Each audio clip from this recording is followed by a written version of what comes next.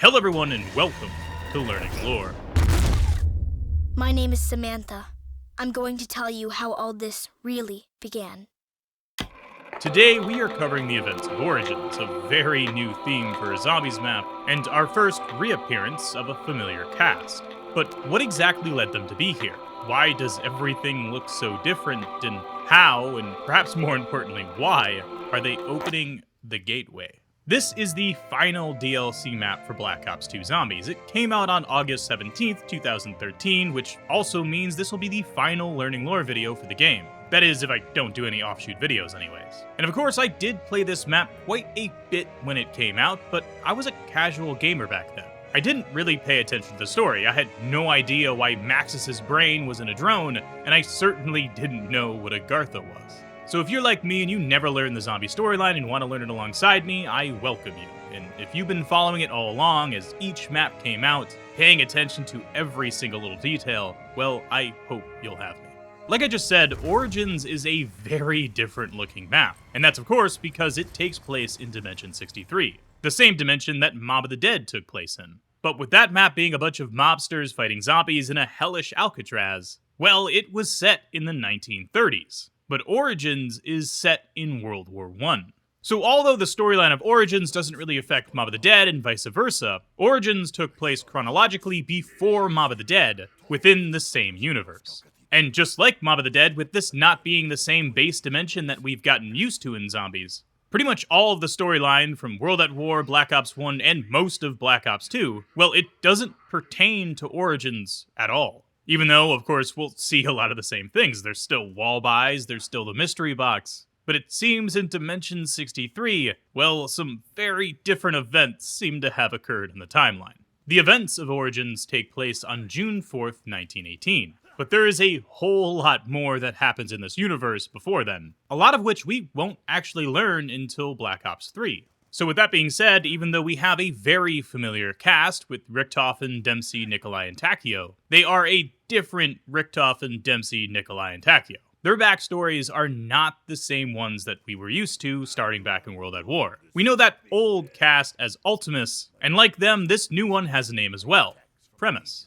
Being in a completely different dimension means that everything we know about them has to be thrown out the window. Them being prisoners and then becoming Ultimus under Richtofen, all of that didn't happen here in Dimension 63. They have a completely different backstory, and they got here via very different means. And not to mention, this is World War I in 1918, which is quite a bit before all of the events that happened back in World at War. Obviously, that was a World War II game, and most of those events happened in the 1940s. So not only do they have different backstories, but it appears they were born at different times. Very strange. But we'll get to more about them in just a moment. Before we do, let's talk a little bit more about the setting. This map is set on Excavation Site 64, and upon first glance, this place seems very meaningful. We can see just by the load-up screen that it's set in northern France, and that of course would make a lot of sense with all of these trench lines in World War I. But not only that, of course, we have this dig site in the middle of the map that looks like it has some sort of ancient tomb down below. And my oh my, is there a lot of 115 here. So at least that still exists in this dimension too. But it seems that the development alongside the discovery of 115 in this dimension has gone a very different path. And it also happened much earlier on. Back in the original storyline, deposits of 115 weren't found until 1931. And were also first found by Germany, which I think this dimension has that part in common at least, as all of the crazy contraptions that we see are made by Germany, at least so far. I think in Black Ops 3 we'll see some made by other countries as well, and we'll learn more about them then. And although I'm not sure when exactly 115 reached the Earth in this Dimension 63, we know that for the base dimension it was June 30th, 1908, where a meteor containing 115 crashed near the Tunguska River. And I would imagine a very similar thing happened in this dimension, except, well, Germany found it much earlier on. As here in 1918, there's giant robots that are most likely powered by 115, as well as all these 115 conversion generators. And not to mention a massive dig site here, where Germany is most likely procuring that 115 as well. So perhaps instead of there needing to be a meteor to crash down, well, there could have just been 115 here already. And because of that, Germany and maybe even other countries found it very early on, like in the 1800s, but perhaps just didn't really know what to do with it yet, and took a long time to sort of hit that industrial revolution that 115 brought about. But of course, what is very apparent when playing the map is this sort of steampunk aesthetic. Everything from the perk machines to the mystery box, to even simply just turning the power on with those conversion generators. Well, there's this very mechanical aspect to it. Essentially, Dimension 63, upon first glance, is sort of a steampunk 115-driven universe that after its discovery catapulted the technology into the future. So before we dive deeper into the chronorium and, well, the radios that you can find around Origins, which will definitely paint a much clearer picture, first I just want to talk about the things that you see when playing the game. Take the mystery box, for instance, which changed for the first time in Mob of the Dead, where we had this sort of hellish-looking mystery box, a very big departure from the wooden crate that we've been used to. And here on Origins, we got a redesign once again. This time we have these ancient-looking stones with some swirls in them, just like the ones that we find around this ancient dig site. We can also see that it's broken into multiple pieces, so Group 935, which clearly still exists in this universe, well, it seems that they found some ancient stones for the mystery box, and then created this sort of steampunk-looking platform, I suppose you could call it. I mean, it's got 3 levers here, it's got a light, a couple gauges. Not exactly sure what any of them do, but I would imagine that this is the part that was created by Group 935. And that blend of sort of the ancient findings with the early 1900s steampunk sort of setting is this universe in a nutshell. And of course, when you use the mystery box, these stones float in air, and we can see what sort of feels like a portal to a different dimension, as if that's where we're getting these guns from somehow. Which there is a quote from Richtofen that plays during the game when he's using the mystery box for the first time that paints this picture exactly. He says, "During our excavations, we uncovered this ancient box. We have no idea of its origins, but what we do know is that it somehow contains weapons, which we can use to aid our fight for survival." So they very clearly found these ancient stones, and then made these platforms to keep them together. And it also should probably be mentioned that on the mystery box, there's this little skull that definitely doesn't look human. We most likely won't figure out exactly what this is until later on in learning lore, but I think the answer is that it's Apothecon, something that we'll talk about later in Black Ops 3. And of course, we also have the generators made by Group 935, which, I mean, the text on screen quite literally says 115 generators, so we can see that, well, Germany is using 115 to create power. Power for the perk machines, which also have a steampunk-looking generator attached to them, and an exhaust port going out the side. Initiating conversion sequence. And of course, these generators even have some pre-recorded dialogue. Conversion process complete. Generator 5 now activated. Which, listening to that voice, it definitely sounds like that is Maxis. So, he's in this universe too. We can see that these generators create quite a bit of electricity above them, and there's this coil here that rises up to the top as the 115 gets pumped into the chambers. The coil goes up while you're converting that 115, and it goes down when the process gets interrupted.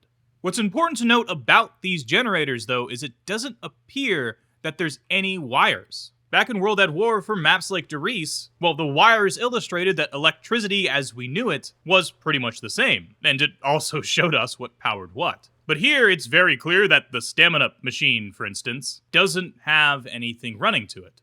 And instead, it's like we have this bubble of electricity above the generator. And I'm pretty sure that means that we're in a wireless world. Which, of course, there is some real science behind this sort of thing. Nikola Tesla, for instance, worked on stuff like this quite a bit. The idea of transporting electricity wirelessly has been around for a while. The only issue is it's just not really all that feasible, and it messes with pretty much all of the other systems that we have today. It's also very dangerous as well. I mean, electricity isn't exactly safe. But it seems that here for Origins, Group 935 figured out a way to make this work. Most likely with the help of all the 115 that they've been finding. Which, here at the dig site, is about the only place that we do find wires. And they're all copper ones, with no insulation at all. The thing is, though, is they don't lead to anywhere, right? They just wrap around these ancient stones, as well as this disc here in the middle. But one thing you will notice is I have 2 generators on right now, right? And we also have 2 of these transformers lighting up with electricity. If I turn on generator 6, for instance, well, we can see that the corresponding transformer gets lit up. So again, electricity is somehow being transported from behind the church all the way to the dig site. And there's still no wires to be seen. And lucky for us, in Spawn, we have some blueprints that we can look at that sort of give us an idea of how this works. We have one for the 115 conversion generator itself, as well as another one for an energy transference coil. I can't exactly read that, it's really hard to see. But anyways, this is clearly that coil on the top of the 115 generator. And lastly, we also have a blueprint of the compression kits, which are clearly these tubes here that the 115 gets compressed in. So essentially, these generators are actually 3 different projects coming together, engineered side by side to create a wireless electricity system that first compresses the 115 and then converts it to electricity, while finally using that coil up top to somehow disperse it and give an area around the generator access to power immediately. But while we're on the topic of blueprints, there's also another one here for the 115 extraction drill. And although this isn't something that we can find on Origins anywhere, obviously this is the thing that Group 935 is using to get their 115. Which I suppose that probably means there's more than just this dig site here. It would make a lot of sense that just like the universe that we came from, Germany is getting 115 from multiple sources. And next, I suppose we should talk about the robots. Which it's very clear that these guys are once again a creation that only came about because of 115. Which, just like the mystery box, Richtofen has a quote here that says this directly, that the giant robots may be our greatest scientific achievement, made possible only because of element 115. Although they're clearly not invulnerable, considering there's one outside the map that's been destroyed, I would imagine that these gave Germany a significant advantage during the war. And will probably lead them to victory in World War I, that is, if zombies don't end the world first. A little bit more, though, about the robots themselves. First of all, the heads for them are underneath the map. I figured we might as well mention that here, because why not? I think it's a really cool fact. But the first thing I want to say about the inside of these robots' heads is that we can see that they're named after gods from Norse mythology. We have Thor here, Freya, and finally, Odin. Which, of course, real-life history-wise, it makes a lot of sense why the Wehrmacht was interested in Norse mythology. But why these 3 gods specifically? Well, I'm not exactly sure. Starting with Thor here, well, he is the god that is associated with thunder, storms, and strength. And actually, thunder is where his name came from originally, as you can see here from the wiki. And of course, there is thunder and lightning happening around the area here in northern France, so I suppose it is rather appropriate to have Thor, but at the same time, it doesn't feel really related to the function of the robot itself. Next up, we have Freya, which is a goddess associated with love, beauty, and sex. And once again, what does that have to do with a giant metal robot? Doesn't really make a lot of sense, at least in that regard. And finally, we have Odin, who in Norse mythology is sort of a god of all the gods. For instance, we can see here that Thor is actually Odin's son. But Wikipedia does give us sort of a stem for the meaning of his name, which, by the way, he has hundreds of names, apparently. Did not know that before making this video. But most of them sort of revolve around the meaning about a lord of frenzy, or a leader of the possessed. The wiki also suggests that he is widely regarded as a god of the dead in warfare, which I will say that part makes a lot of sense for Origins. But other than the robots' names, inside of these robots we can also see some 115 canisters. It definitely seems that they are also powered by the substance that Germany seems to have found. And not to mention, looking around here, once again, that steampunk aesthetic is literally everywhere. There's tons of gauges everywhere, metal pipes, and everything is actually kind of rusted in a way. It also might be good to note that Germany has a very weird mechanism to get soldiers into these robots. Assuming that this is the normal way to do it, and this isn't just like something that our characters did here on Origins, because Origins, but as we can see, there's a door inside the foot, with this very yellow light, and what appears almost like a portal. And when a soldier goes into one of these feet, of course, they get transported into the head of the robot. Or at least that's what happens in game. But here inside the robot head, well, there's this, hatch here on the ground, which I guess the lore could be that this is what we're coming up through somehow, like some kind of tube. But of course, none of this really happens in Origins, and there's nothing really underneath here that adds to the lore here, so I guess we don't exactly know how this functions. We're either teleported up here or we come up here via some kind of crazy mechanism that pulls us up through the robot's legs. But what we do get to see is how soldiers get out of these robots, which it's very similar to an ejection seat. We get inside of these pneumatic tubes and they propel us up out of the robot. I assume that the soldier would be required to have a parachute for this, but in Origins we just fall to the ground and are somehow completely fine. Perhaps we have the boots from Portal. I'm not entirely sure. And about this, actually, there's a quote from Richtofen that sort of touches on this, saying that initial test subjects failed to survive that purge sequence, and they had to add a velocity compensator to the robot in order to make sure that they survive. I suppose it's something the robot's doing that makes sure we don't die when we hit the ground. Some anti-gravity stuff, maybe? I'm not exactly sure. And lastly, for these robots, let's talk about how Germany seems to have them function. I mean, in Origins, we just have them crossing past through the map. They just sort of walk in a straight line. But is that what they're doing? Well, in the game, they quite literally just walk off the horizon, and then they get teleported away, ready for use when their time comes to cross the map again. But it's my best guess that this is meant to illustrate the robots walking in a massive circle around a battlefield that's much larger than the map of Origins. Let's just zoom out for a second here. We're above the map and we can barely make out the footprints below us. Imagine a much larger space that just encompasses this entire area. It would then make sense that the robots were walking in some sort of circle around the map, killing the enemy in the trench lines and perhaps taking out enemy planes as well, as they sort of defend the battlefield. The robots, though, funny enough, don't have a lot of weaponry. They only really have this one little turret on top of their head, which I would imagine is used to take down airplanes.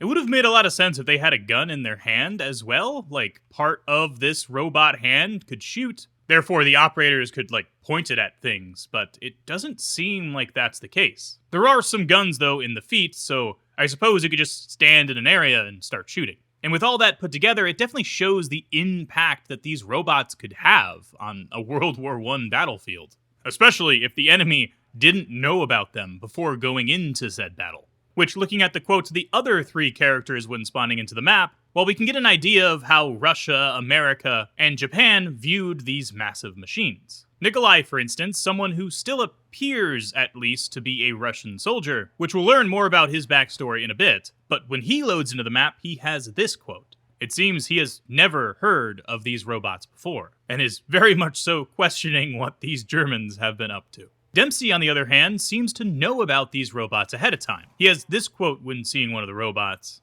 and in it, he says, "It's about time I had a clear look at it." So he's at least seen, maybe some pictures of them, perhaps, or maybe seen them in the distance in some battles. Just like the other characters, we'll learn about their backstory in just a bit, but this at least shows us that the United States knew about these robots to some extent. And as far as Japan, well, Takeo has this quote.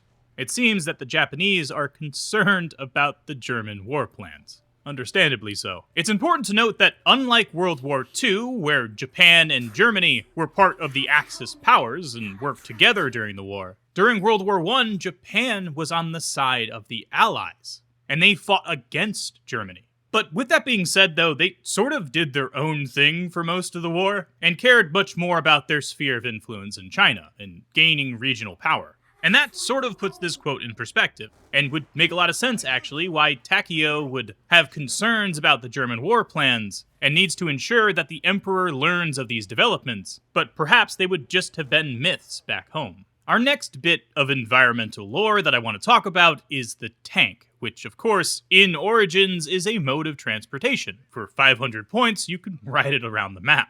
It's got a few flamethrowers on it, and it is very iconic and is used for parts of the Easter egg, which we'll get to later. What is important to note about it, though, is we don't have to get inside the tank to make it function. There is this little control panel up top, which, although we don't actually touch it, it would make a lot of sense that this is sort of the thing that we're paying the points to use. So the Germans somehow rigged up this tank to drive itself in some regard at least, or, well, perhaps drive it from on top of the tank. Probably in an effort to be used against the zombies. The issue about this whole thing, however, is this tank is not a German tank. This is a British one, the Mark IV, commonly known as one of the best tanks from World War I that could just drive right over trenches. I suppose, just as it does here in Origins.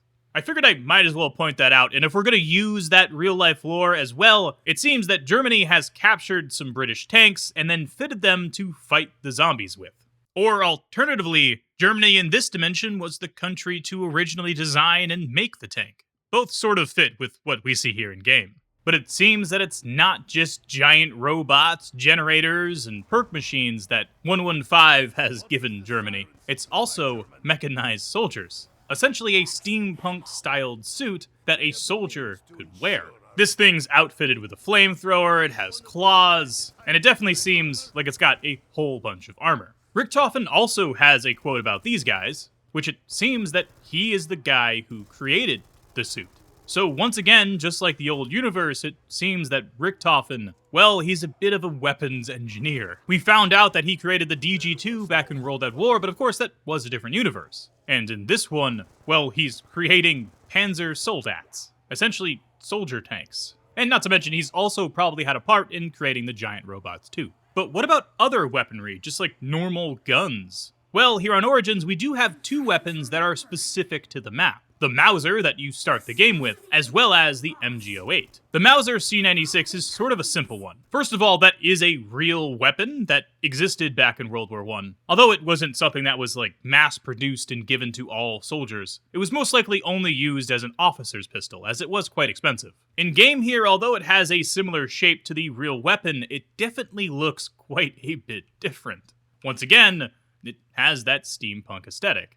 Very mechanical in nature, with a bunch of bits and bobs that don't really seem like they need to be there, to be honest with you. And as for the MG08, we have a very similar story. But it's important to note that in-game what we have is the MG08/15, and that /15 is very important. The MG08 is actually just a Maxim machine gun, fit for the German army. It's pretty much the same thing that the Americans were using, as it is an American weapon, after all. Made by Hiram Maxim, but this German version of it, of course, was changed to use their ammunition. The MG08/15 version of this weapon is essentially that MG08, but made to be man-portable. It was given this wooden stock, as you can see in this picture, and this is essentially what we have here in Origins, although it looks quite a bit different. Just like everything else we've covered so far, very steampunk. It has like a little grate on the back of it, and some tubing, I guess, for the water-cooled part of the machine gun. It's a very interesting take on the weapon. And I guess it would kind of make sense in this universe, right? Obviously, Germany has gone this steampunk route, so their weapons sort of followed suit. But who made these weapons? Was it Richtofen again, being this sort of weapon specialist guy that we knew him as in the old universe? Well, the Chronorium gives us this answer, that on January 5th, 1915, Maxis invents the Mauser prototype. And I think this marks a pretty good time to stop beating around the bush here and dive deep into the lore of Group 935, how they discovered this ancient tomb, and their trials and tribulations with Element 115. Now, before we continue on with the video, there are a few people I want to thank who really made this series more impactful. The first person is Ethan. He is an audio engineer and the person who made the sound redesign for the Origins intro cutscene, which you'll hear later on in this video. For him, this was done as a project in college, but as far as the channel is concerned, it needed to be done in order for me to be able to play the intro cutscene in this video and not get copyright strikes. So a huge thank you to him for allowing me to use his work. And also, it is some really amazing work. Like, Treyarch, if somehow you're watching this video and you need another sound design guy, throw this man an application. He is extremely passionate and also extremely talented. But secondly, I also have to thank the makers of the Chronorium, as this little interactive book is so useful in learning the zombie storyline. It's really awesome, so thank you to all these people on this list, as well as Mr. Waffles, as I'm pretty sure he was the one who put this project together. And last but not least, I just want to thank my community for all of the love that this series has received. It's absolutely insane, and Learning Lore by far is the most requested series in the comment section. I see all of those comments, and it definitely gives me the motivation to work on these videos because they are a lot of work. There's a lot of labor and a lot of love that I like to pour into this series, and it just means so much to see you guys interact with it and enjoy it. I mean, I'm just a bumbling idiot at the end of the day. I didn't know most of the storyline, and I'm just trying to sort of filter through the information that's out there and learn it myself. It's really cool that you guys are interested in learning it alongside me, or watching me struggle to learn it myself. So, with that being said, I'm going to take a sip of the coffee, because of course, I have my coffee with me here this morning, and I hope wherever you are, whatever time you're watching this, you're enjoying yourself. And if you are, consider leaving a like down below. It helps me out a ton, and of course, make sure to subscribe so you can come back for more. But let's continue on with the lore of Origins. Starting off here in the Chronorium, we do have a date for when this tomb was constructed in northern France. It was June 4th, 1300. But as to why we know that and the rest of the information here inside of this entry, well, we won't learn until later. But it's important to note here that it is very old. Like many of the other maps we've covered so far in Learning Lore, there's ciphers and radios hidden throughout the map. And they are what construct this story of Maxis and Richtofen in this dimension, similar to how they did back in World at War. And the first of these ciphers that I want to mention can be found just next to the church, right here on a piece of wooden pallet. This message translates to one about Richtofen. It says, from his very first day studying at Hindelburg, Edward displayed an intellect and maturity well beyond his years. However, the impact of his parents' death has affected him deeply. Though I have tried to provide him with some sort of father figure, I fear his choices may be increasingly influenced by his newfound friends within Group 935. And although we don't know who wrote this immediately, we can consult the Chronorium and understand this a bit further. First of all, we have an entry here that on July 17th, 1898, so 20 years before the events of Origins, Edward Richtofen's parents perish. And then 8 years later, on August 11th, 1906, Richtofen began his studies at Hindelburg University, under the tutelage of Dr. Ludwig Maxis. And just like that cipher suggested, having lost his parents, Richtofen comes to view him as a father figure. But the phrasing of this cipher is very important. Because back in the old storyline, right, Maxis was the head of Group 935. He was the one running the show, and Richtofen worked for him. He didn't study under Maxis. He was a scientist that worked for Group 935, and Dr. Ludwig Maxis was his superior. But here in this universe, instead, well, Maxis worked at a university, and Richtofen was his student, most likely during his doctorate. But at the very end of the cipher, Maxis says that Edward's choices are increasingly influenced by his new friends within Group 935. So this suggests that Maxis is separate from Group 935, and it existed before him, unlike the previous storyline where he was the one who founded it and made Group 935 separate from Germany. It seems here in this universe that Group 935 might have been a secret organization that was founded by someone else within Germany and probably operates much closer to the German government than it did back in World at War. And not to mention, this also suggests the obvious that Maxis doesn't work for Group 935, at least during this Hindelburg period, back in the early 1900s here. Because this next entry in the Chronorium on July 3rd, 1912, it says that Richtofen and Maxis join Group 935. So, although they were separate from it before, clearly they're separate no longer. And this entry suggests that they both joined it at the same time, but the cipher doesn't suggest that, right? The cipher seems to say that Richtofen joined it first, and perhaps he was the one that introduced it to Maxis, and had his father figure join it alongside him. And then, shortly thereafter, joining Group 935, Maxis starts working on weaponry. And this is where, roughly 3 years later, Maxis invented that Mauser prototype. And perhaps the MG08 at the same time, actually. As this is 1915, after all, it would make sense that the 08 was made before, and maybe he had some kind of hand in making the /15 version, right? This man-portable version of the machine gun. We still, though, have yet to hear about 115, but this next cipher will change that. Here inside the workshop, we can find our next cipher. On the bottom floor here, if we shoot this map, it falls off the wall and reveals a little hidden message here outside the map. This cipher, once again, is written by Maxis, talking about Richtofen. However, it seems to take place after they have joined Group 935, and have started working on, well, the various secret projects that the organization are up to. When deciphered, the text says, though Edward's work was integral to our initial analysis of Divinium, the rift between us grows deeper each day. I fear his loyalties lie only with Group 935 and their insatiable desire for yet more devastating weaponry. I myself can no longer continue this path in all conscience. Though my actions will inevitably be viewed as treason, I am more concerned with just how Edward will react when I tell him of my contact with the Allies. There's a lot to break down here. First of all, Divinium is element 115. It's another name for it. Just like how element 1 is hydrogen, for instance. But this is immediately showing us that the dichotomy here is very different than what we got in World at War. In fact, it's kind of the opposite. See, in World at War, Maxis is what brought Group 935 closer to Germany, and thus made it into more of a war machine type group. And although, of course, Richtofen was interested in making weaponry, so he liked that part of it, him being part of the Illuminati, he wasn't so interested in the German funding. But here in this universe, well, Edward seems to like Group 935 quite a bit. And he seems to be completely fine with making weapons for them, and playing his part in this analysis of this 115 that he most likely has never seen before in his life, or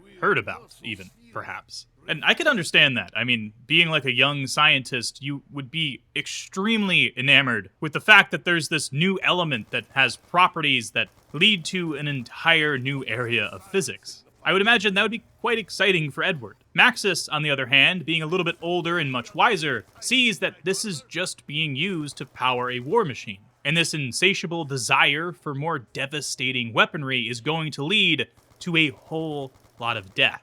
And he feels that he can no longer continue on this path, even though he most likely just began it a few years ago. Nevertheless, though, it seems that Maxis continues working at Group 935 anyway. It's just now he's also giving information to the Allies, which would definitely make sense with what we talked about earlier, how Dempsey seems to know about these giant robots, for instance. Clearly these other countries have been given some of this secret information by a mole, and that mole is Maxis. And one more thing about this quote, it seems that Maxis told Richtofen that he was acting as a mole, and he was giving some information to the Allies. But as far as I can tell, there's no real reaction from Richtofen in the lore anywhere that I can find, so I guess he didn't really care. Or maybe he supported it in some way? There's not a lot to go off of there, so I suppose you can make your own judgment.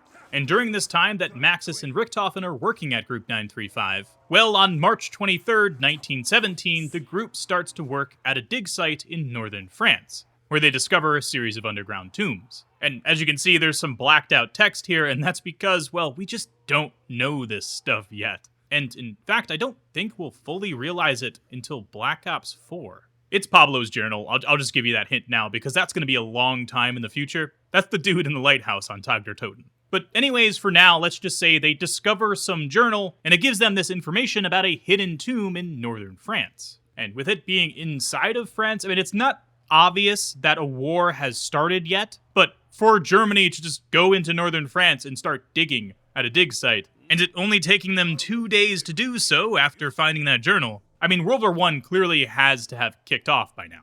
Originally, this war started in 1914, and ran for 4 years. And if that is still true for this universe, well, I guess that means that the war has been going on for a couple years at this point. So Germany most likely has already invaded France, and therefore they're able to access this tomb. And sure enough, shortly after finding that journal, Group 935 discover what appears to be the entrance to the tomb's main chamber on April 21st, 1917. Unfortunately for them, though, they struggle to gain access. I guess these ancient-looking stones are quite strong. It seems that brute force did work on part of this site here, this, top layer, but as far as the main chamber below, that just isn't the case. Which this brings us to our very first radio. It is by chance of fate alone that we unlock the seal to the main chamber. Repeated efforts to use brute force proved ineffective and left the men exhausted and frustrated. In an effort to alleviate the tension, one of the soldiers brought a gramophone to the chamber, along with a recording by a group of performers known as La Source Noire. To our astonishment, as we listened to the first few bars of music, the seal itself began to open. I cannot help but wonder if other such recordings may similarly reveal other areas of the catacombs. This transmission, just like the ciphers, is also from the perspective of Maxis, and he describes this scene of Group 935 finding this main chamber and the men struggling to get it open. It seems that this brute force isn't working for them, and along the way, well, they brought a gramophone to play some music. Apparently, La Source Noire is what they played, and it opened the main chamber. The gramophone that's talked about here, of course, can be found in Origins, right next to the entrance to the main chamber, and the record for La Source Noire can be found scattered about in one of three places. Either way, though, it is always next to the dig site. And in-game, we can see exactly what Group 935 saw. When playing this music, the staircase opened up beneath them. And this gives them access to a massive tomb.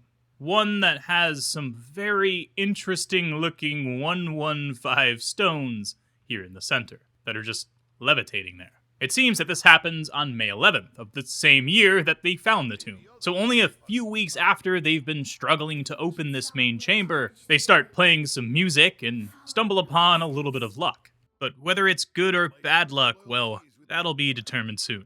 Unfortunately, though, I am struggling to find an actual song called La Source Noire. I don't know if it exists. I mean, I assume it does. So please let me know down in the comment section if you guys know. I suppose it's not really needed for the lore of Origins here, but it clearly is a French song, as the words La Source Noire are French. And that would also make sense with Group 935 being in northern France right now, that they would have easy access to French music. But what is important to note here is it's not words that are opening the chamber. It's not like there's some ancient words in this song that's opening things up. It's the musical notes themselves. Because La Source Noire, I mean, you can hear it in-game when you play the gramophone, right? There's no words in the song, it's just instrumental. I'm guessing this tomb was locked by whoever created it, and the passcode was a musical sequence. It just so happened that that musical sequence ended up in some French music as well. As far as real-world history goes, well, there is quite a bit of medieval music. France, though, at the time that this tomb was constructed in the 1300s, was mostly decentralized. There was a Kingdom of France, but as the wiki says here, the authority of the French king was barely felt. But still, though, it would make sense that French music was being made. So perhaps La Source Noire isn't a modern French song, and instead, it's actually an ancient French song from the 1300s. Not exactly sure. Because it doesn't make a lot of sense why Group 935 would randomly play a really old 12th or 11th century song from France. I don't know. Either way, though, whether La Source Noire just had the right notes in it, or they literally played some ancient music that they found there near the dig site, perhaps, Group 935 was able to open the main chamber.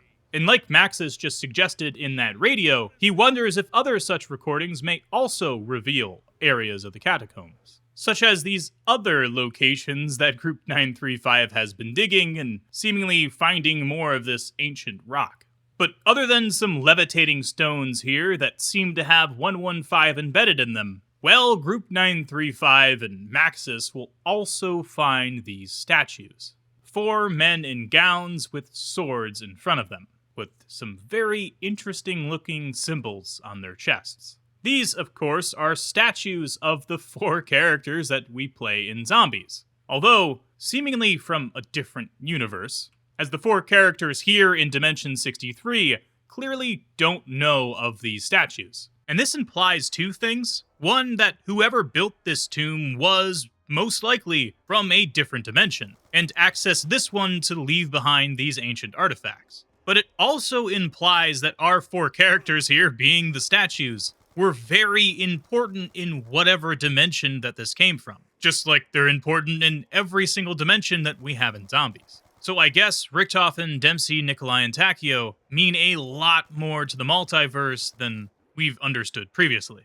And I'm not sure if Maxis and Richtofen will notice at this point that one of these statues looks like Richtofen. I mean, it's the same damn face. I guess perhaps maybe they just wouldn't conclude this immediately because it just seems impossible. So the initial finding here might just be, okay, well, we got a tomb, we got 4 very tomb-like statues. Perhaps this tomb was made for these 4 people. And clearly, they found element 115 all the way back when this ancient tomb was made. But other than the obvious things that are right in front of us, it seems that Group 935 has also found some ancient documents here inside the tomb. And this brings us to our next radio. The ancient texts describe an artifact known to them as the amplification rod. It is my firm belief this item is instrumental to harnessing the energy of the elemental stones. Unfortunately, neither the rod nor the stones have been recovered from any of our dig sites. I feel we must push forward regardless. As such, I have drawn up plans to create replica rods based on the descriptions from the main chamber.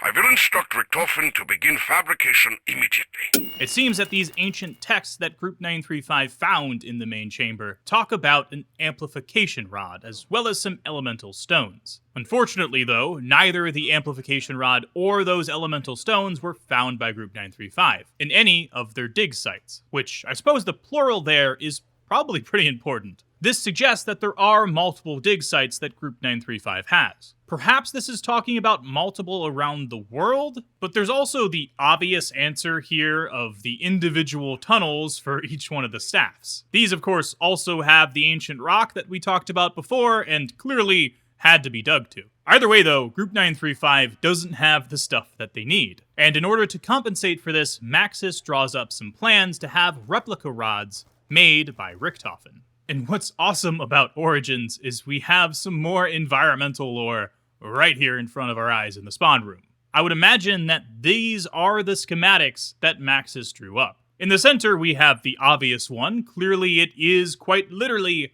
one of the staffs. And in the bottom left-hand corner, we can see amplification rod that's just being cut off. So the amplification rod itself is the staff without the stone. There's a few things that are labeled here. First of all, we have the amplification steam coupler, which is the sort of middle part of the staff, the thing that your character reloads. We have surge channeling, which I guess is like the little arms of it, and a crystal housing that goes in the middle, which makes perfect sense as well with this other diagram on the left. The crystal itself, though, it seems to be of unknown composition, but the schematics for the surge catalyst are quite detailed. It seems that these ancient documents that were found inside the tomb are from a very advanced civilization, one that's at least advanced enough to have some very good engineering. Clearly, they made these staffs themselves back before whenever this tomb was created, and they also were able to leave behind plans for them so that Maxis could make these schematics that we see here. Other than the amplification rod, though, which I imagine is sort of just a general statement for the staff, there's also the stones that need to go inside of the surge catalyst. The stones themselves, as described by Maxis, are elemental. And we can see there's actually some text here on this schematic that says the ancient text speaks of 4 elemental crystals that powers the staffs, which I think are, and then unfortunately it's cut off. Not sure exactly what Maxis would say here, but I would assume something about them being very fundamental to something about the main chamber, perhaps. Perhaps it would be something about those 4 statues that they found down there. I don't really know. But I suppose what's also important to note is there's part of these staffs that clearly was documented inside those ancient findings, but I guess not well enough, because Group 935 here seems to not know what it does, as it's literally labeled unknown function. And there's a separate schematic here that Maxis made for it and labeled it unknown. They have dimensions for it, but they just don't know what it does. And there's a note on it that says, build something to test. There's also this note here, but we'll get to that later. It seems that this entire process of gathering the new material and finding the ancient texts inside of this main chamber, well, it took about 10 days, because on May 21st, we have our next Chronorium entry that says, using some information from that ancient journal they found before, as well as some stuff from the tomb's main chamber, Maxis draws those schematics that we just showed for the creation of the elemental staffs. And now with Richtofen working on fabricating those staffs and Maxis diving deep into these ancient texts and trying to understand what they mean, this brings us to our third radio. Researching element 115 continues to yield unforeseen results. The conversion process creates localized energy fields, which appear to function as portals, bringing forth objects of indeterminate origin. It is my hypothesis, however outlandish, that this transfer of matter may actually be occurring through space and time. I believe the answer may lay with the broken rune stones located at the mound. Perhaps channeling sufficient energy from the conversion generators to their location may prove fruitful. And this radio has Maxis talking about his research directly with Element 115, as well as the conversion generators, which seem to have been made at this point. And about that, actually, we don't have a date exactly as far as when they were created by Group 935. I would imagine it was sometime after finding Element 115 and doing a whole bunch of testing with it. And through the scientific method, they came up with these conversion generators that could extract energy, essentially, from Element 115 to use for various things. And I suppose this wireless electricity thing as well that we were talking about before. But along with this, it seems that Element 115 is creating some localized energy fields that function as portals, bringing forth objects of indeterminate origin. And Maxis' hypothesis here is that this transferal of matter may be occurring through space and time, bringing things not only from different locations, but from completely different time periods. Some that are ancient, and some that are from the future, like the mystery box, for instance. But we'll get to that in just a moment. As far as what broken rune stones Maxis is talking about here, well, he says they're located at the mound. And of course, what broken stones are there when we play a match of Origins? Well, it's the ones for the Pack-a-Punch. So perhaps this is what he's talking about.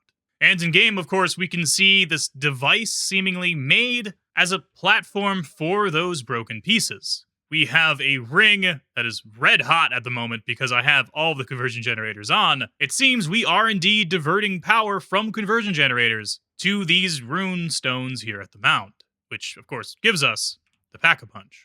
As for the model itself, well, it looks very similar to the mystery box in a lot of ways. Once again, has 115 in it, and that should be expected, but also has a face that doesn't look human, just like the mystery box. Although, I will say, it does look different than this one. The mystery box has this sort of horn thing coming from the nose, while the Pack-a-Punch doesn't, and has more of a flat mouth. Either way, though, I would imagine whatever species made the mystery box stones here probably also made the Pack-a-Punch. I mean, it wouldn't make much sense if that wasn't the case. So maybe these are two different depictions of the same species, or perhaps two species worked together to put together these ancient ruins.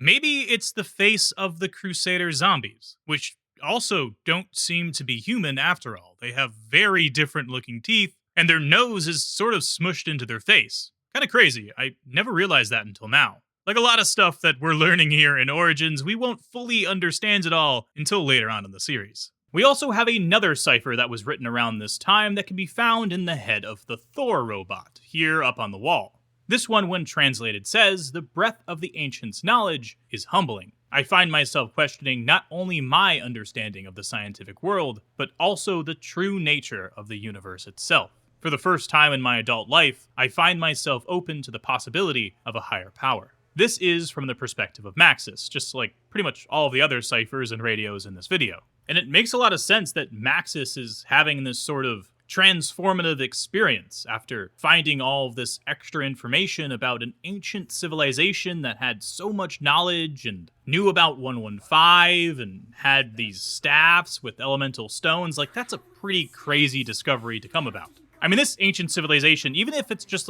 perhaps a secret sect, considering there's no historical reference to this civilization, right? So Clearly it was hidden quite well in this universe. But either way, there were people with a whole lot more knowledge than Group 935 has this far into the future. And there's probably some other stuff in those texts as well that perhaps talk about why they have this knowledge. All of this stuff about 115 and staffs and perhaps why they created the tomb itself. Unfortunately, though, we don't get access to that information, but we could imagine that Maxis might know about some of this stuff, and it would make a lot of sense that that's the reason why he is open to a possibility now of a higher power, because these texts might describe a higher power that gave them the knowledge.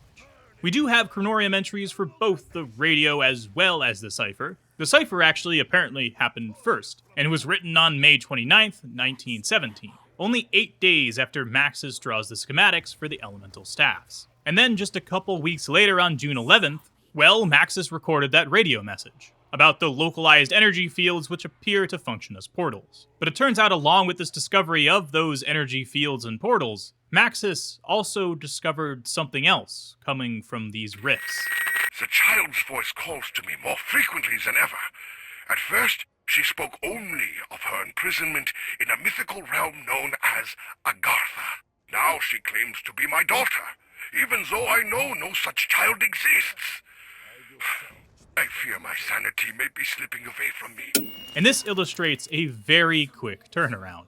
Just a few weeks ago, Group 935 opened this main chamber, found a whole bunch of documents about staffs, started creating them, and also, seemingly as a result, started creating rifts through space and time. Maxis is diving deep into the lore, actually, I suppose, of these ancient civilizations, or even more specific, it might have just been a small secret group that had access to this knowledge. But through these rifts, there's a little girl that's reaching out to Maxis, named Samantha. The same name, of course, that we're very familiar with from past Learning Lore episodes, or literally just playing zombies. It seems that these rifts across space and time have allowed Samantha to reach out to Maxis from a place called Agartha, and she begs for help and ultimately reveals that she is Maxis's daughter, which that's a lot of information to break down. So, first of all, this tells us that Maxis doesn't have a daughter in Dimension 63. Samantha doesn't exist here. So something happened. I mean, I don't know, maybe Maxis didn't find his wife? Or perhaps they just failed to create a baby. I'm not sure. But either way, there is no Dimension 63 Samantha.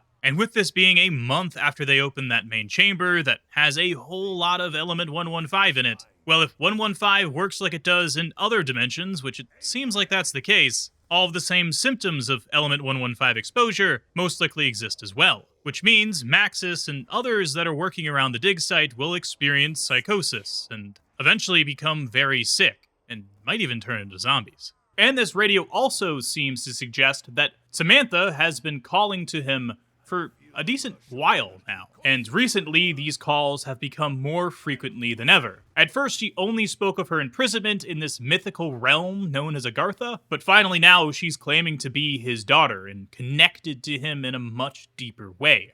Now, as far as what Agartha is, I mean, that's going to take us quite a while to break down. We don't have that information quite yet. But clearly Maxis believes it is not real at this point, and that it's mythical. I mean, he says that himself. But we will learn that it does seem to be real, and Samantha seems to be trapped there.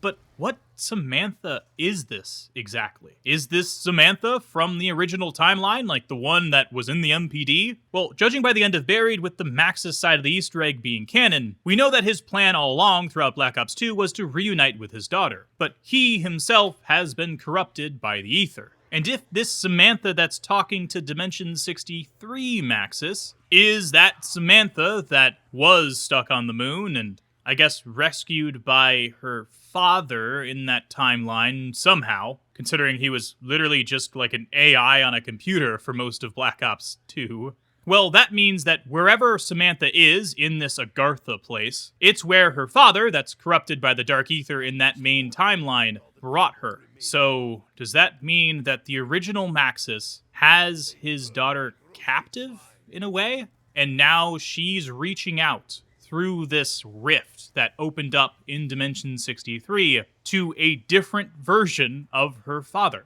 trying to get some help to break her free. That's a pretty crazy storyline, and it seems like that's the case. This is what is described in the Chronorium, by the way, in the buried entry, actually, at the very end of it, and I think I did say it, actually, in the last episode of Learning Lore. The text quite literally states, drawn into Agartha by her father, Samantha witnesses the evil that has corrupted him. And when a rift opens in Dimension 63, the rifts that we were just talking about through space and time, well, she reaches out to that timeline's Maxis for help. And it seems that she's also driving that timeline's Maxis. Quite insane. I mean, to be hearing voices like that, you'd probably think you're a bit schizophrenic. And not only that, the voices are telling you that she's your daughter, and that she's trapped and she needs your help, and that you must help her. I guess similar to the voices that you hear throughout the game when playing Origins. Yeah, I think that would drive anyone insane. And I suppose we might as well mention it now. Samantha no longer has a German accent like we've been used to so far in the zombie storyline. She now sounds American.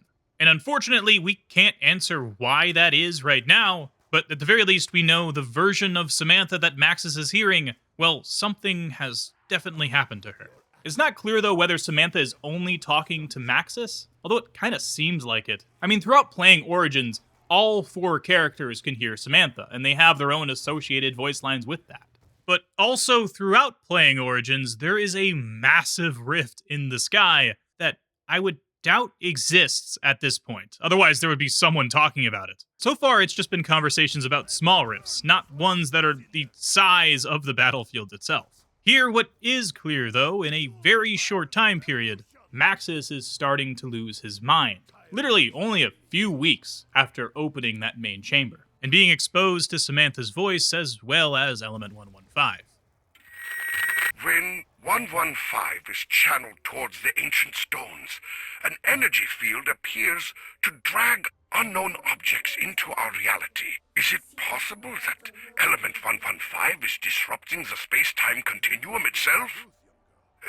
How else could an ancient box, created eons ago, bring forth weapons from different eras, perhaps including even our own future? Further study is needed to understand these powerful and unpredictable forces.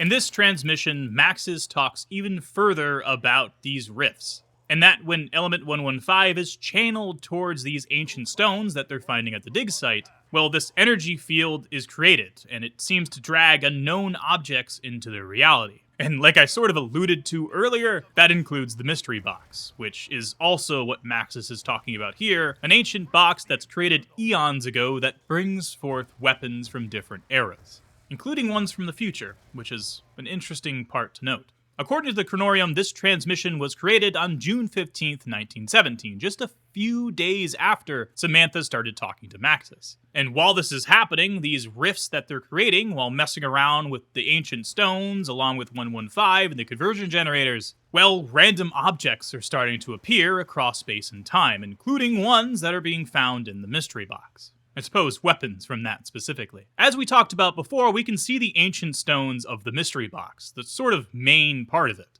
This thing down below that has that steampunk aesthetic, well, I imagine this is the part that was created by Group 935. So they found these ancient stones, stuck it inside of this receptacle, if you will, and powered it clearly with 115.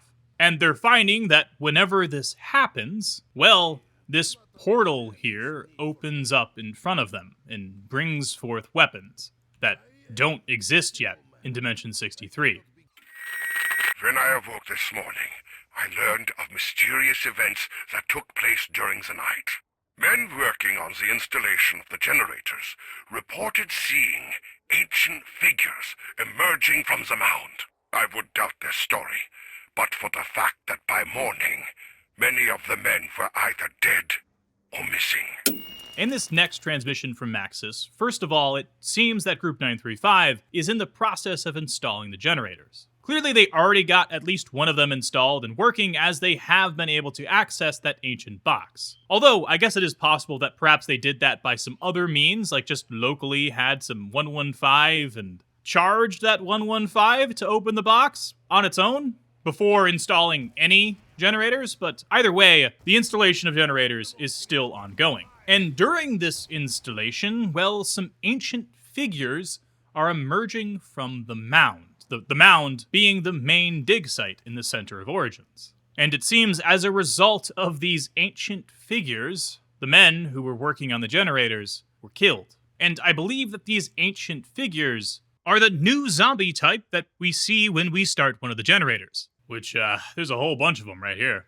I didn't know what these were called originally, but apparently they're called Crusader zombies. Which, looking at the model of those Crusader zombies, they have, like, 115 flowing through their skin. It very much so seems like they are infused with it. So this conversion sequence is calling them through these portals and charging them, I suppose. And whenever the sequence ends, well, they all just die, as they don't have enough power anymore to keep going. And although we definitely don't know their backstory yet, it's very clear that they're somehow tied to the ancient aspect of this map. They have to have something to do with this ancient civilization, but yet they've been here this entire time and haven't been awoken yet until Group 935 started to build these conversion generators. I guess the compressing and conversion of 115 to these energy fields that, well, the generators are creating is what woke up these ancient figures. They have this symbol on their chest, the same symbol that can be found on those statues inside the mound. So once again, that connects them directly with whatever this ancient civilization had in store.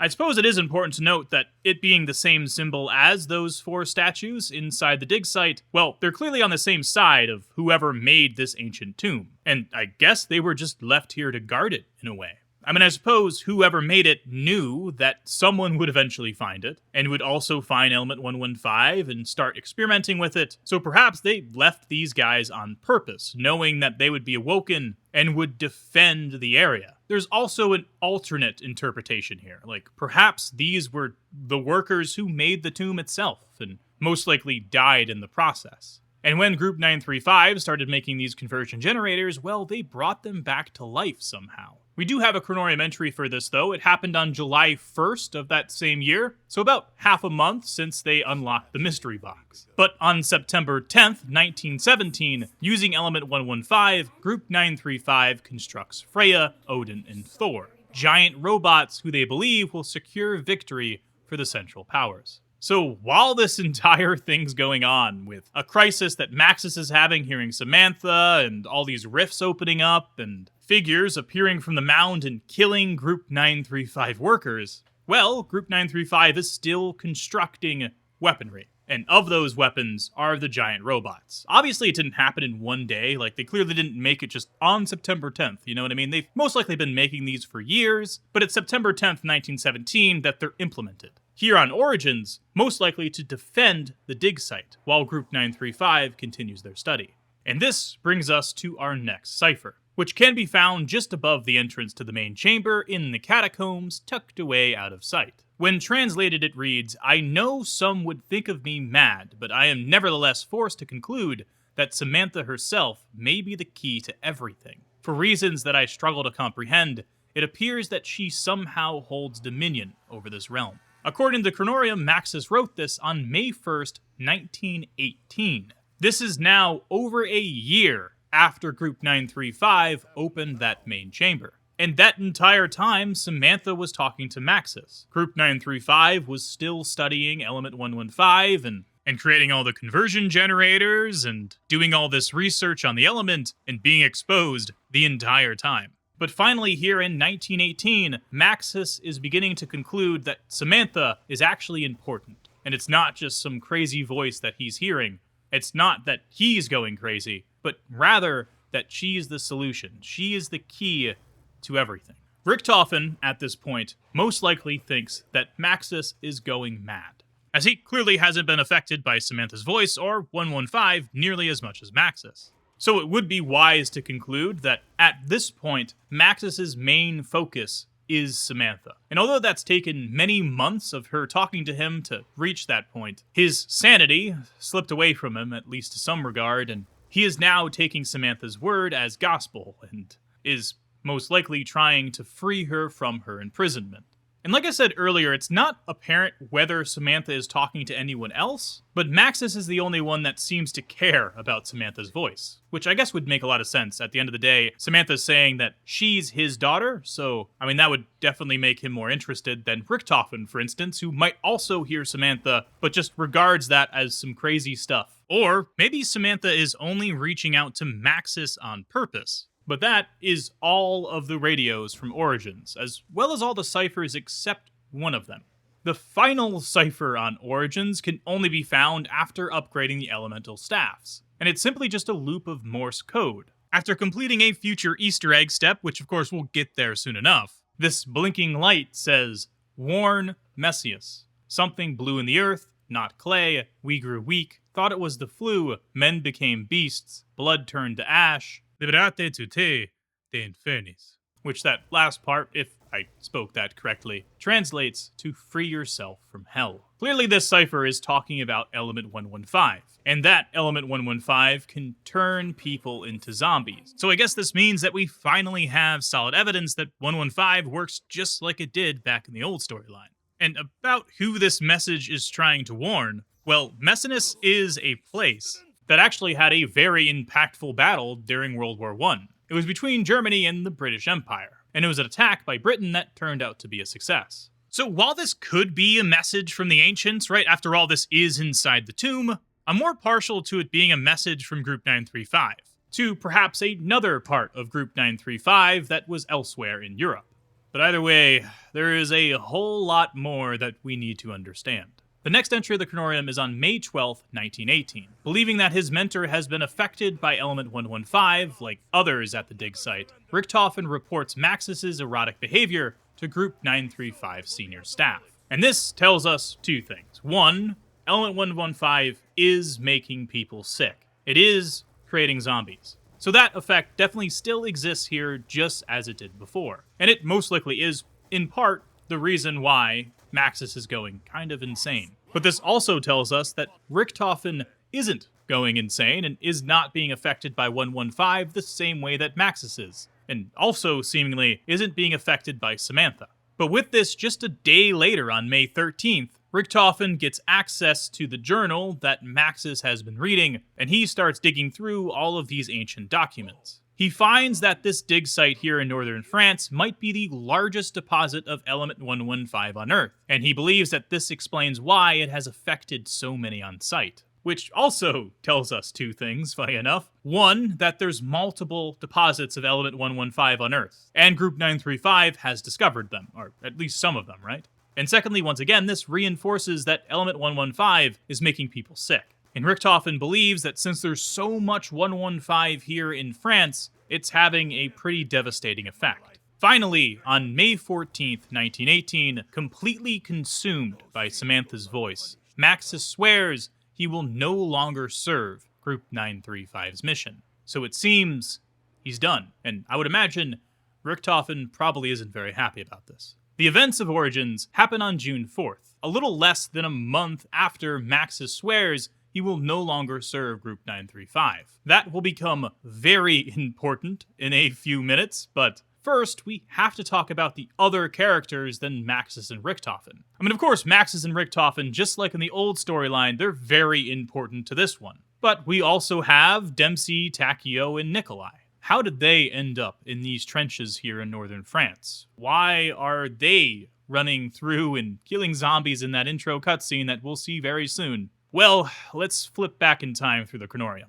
Although I'm not entirely sure where this information comes from, I don't know if there's another map in the future that reveals this information, and I'm kind of sorry if that's the case, but either way, it directly pertains to why these characters are here, and we need to talk about it. First, on February 20th, 1905, this is back before Richtofen was studying at Heidelberg University. Well, Takeo Masaki fights in the Battle of Mukden. This is one of the largest land battles to be fought before World War I, and was part of a war between Russia and Japan. So conveniently, Takeo, just like in the old storyline, is a soldier for the Japanese army. I imagine he earned some decorations, and I'm not sure if like the old storyline where he becomes this officer type, right? I don't know if that happened, But I do know that on October 6th, 1917, so quite a while here into the future, Takeo Masaki is dispatched to France by the Emperor to gather some intel on Group 935's weapon technology.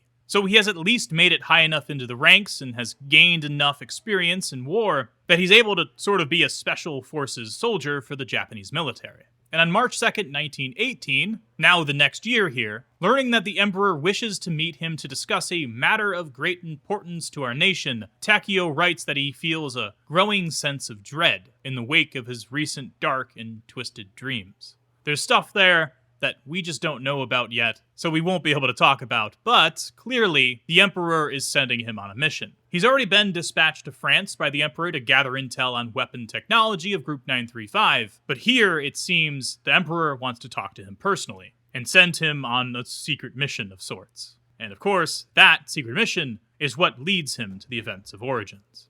Next up, we have Nikolai, who we don't have a lot of backstory on, unfortunately, but I would assume, just like Takeo, he was also a soldier, as judging by his abilities, he has combat experience. But on August 3rd, 1917, we have an entry here that says that Nikolai Belinski is sent into exile. So, I guess he broke some laws, huh? Or got into some political trouble of some kind? I mean, there is a revolution going on in his country, so maybe it has something to do with that. And I suppose this would also explain why he doesn't know about the German technology. This happened before those giant robots were created, so during his exile, he probably didn't have access to that information, and, well, it's not until later on in the year, on December 10th, that while exiled in Europe, Nikolai receives orders from the Imperial Russian Army to investigate the enemy war machine, and with him still being loyal to the motherland that sent him into exile, he willingly obliges. And shortly thereafter, on February 23rd, he writes about an ongoing civil war in his homeland. He doesn't expect peace to last long, but he is enjoying his time in France. Which, of course, that leads him to the events of Origins. And last but not least, we have Dempsey, who, just like the other two, is also a soldier, but of course in the American army instead of the Japanese or Russian. On November 19th, 1917, following reports of prototyped armored weaponry, strange lights in the sky, a mysterious plague, and even giant metal men, Tank Dempsey is deployed in northern France to assess the extent of Group 935's capabilities. And of course, judging by this text here, this is after the robots were created. This is after the main chamber was opened and people started dying, most likely from 115 exposure. Well, it seems that the United States knows about this, and most likely knows about it because of Maxis, right? Maxis is communicating with the Allies. But despite ongoing battles, on April 14th of the next year, Dempsey fares well in northern France, and in a personal letter, he reveals that both the Japanese and Russian armies have also sent spies to investigate the activities of Group 935. So not only does the United States know about the German tech, they also seem to know about Nikolai and Takeo, which is quite interesting because it doesn't appear that Nikolai or Takeo know of the other two. But finally, that brings us to the events of Origins. At this point, Maxis is done with Group 935, Richtofen, still working for them, most likely doesn't want to see him leave. And while this is going on and all of this technological development is happening, and experiments with 115 are causing people to turn into zombies, we have 3 spies from the Allies trying to come here to northern France to discover exactly what's going on and to investigate Group 935's research. But it seems that something has gone horribly wrong. Just a little under a month after Richtofen finds that ancient journal, as well as those documents, it seems he unleashes something horrible in northern France. There's a quote that only comes about when you get an achievement, but Richtofen says, "Did I do something? I mean, apart from accidentally unleashing a zombie horde." Which it seems like this suggests that Richtofen is the reason that things got out of hand at Origins. I mean, to be fair, the research is the reason, right? Anyway, like they've been messing around with a whole bunch of 115, and clearly that's been creating zombies. But on top of that, there is this massive rift in the sky that we haven't even talked about yet. Because I would imagine it hasn't happened yet. I think this is a rather recent occurrence. And it seems that Richtofen might have had something to do with it directly.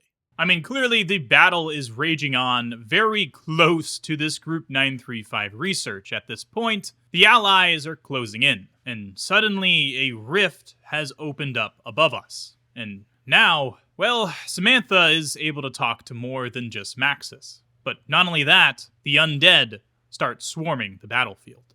On June 4th, 1918, the events of Origins unfold. Element 115 awakens some pretty horrific things, and it seems that they quickly consume the camp. Maxis is rendered catatonic by the element, and Richtofen, in an attempt to save him before he turns into a zombie, removes his brain. But as this is unfolding, as these zombies are swarming around, Dempsey, Nikolai, and Takeo are converging on Richtofen's position. And of course, this is exactly what we see in the intro cutscene for the map. It began long ago, on the battlefields of the Great War. Two German scientists sought to harness dark and mysterious forces buried for centuries.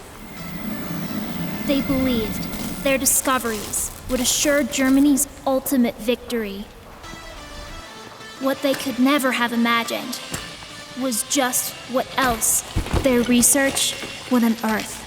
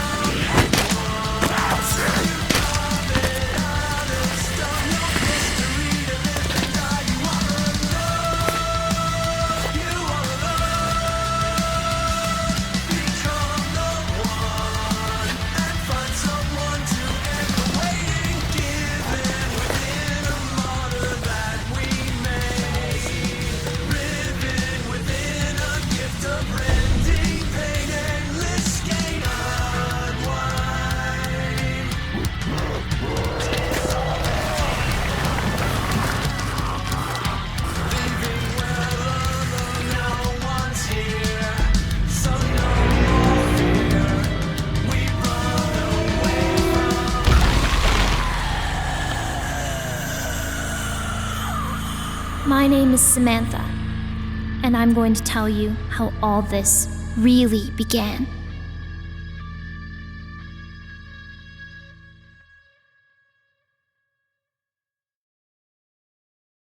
This intro cutscene is sort of like the capstone to everything we've been talking about so far. It takes place the day of Origins, right before you're thrusted into the map. Unlike ones we've had in the past, for instance, with, like, Buried, which has scenes that stretches all the way back to the previous map. This one happens within a short amount of time. We get to see the dig site and the workers of Group 935 digging away with their pickaxe, and the nightmare that they end up unleashing. But it seems this time it's a little bit different.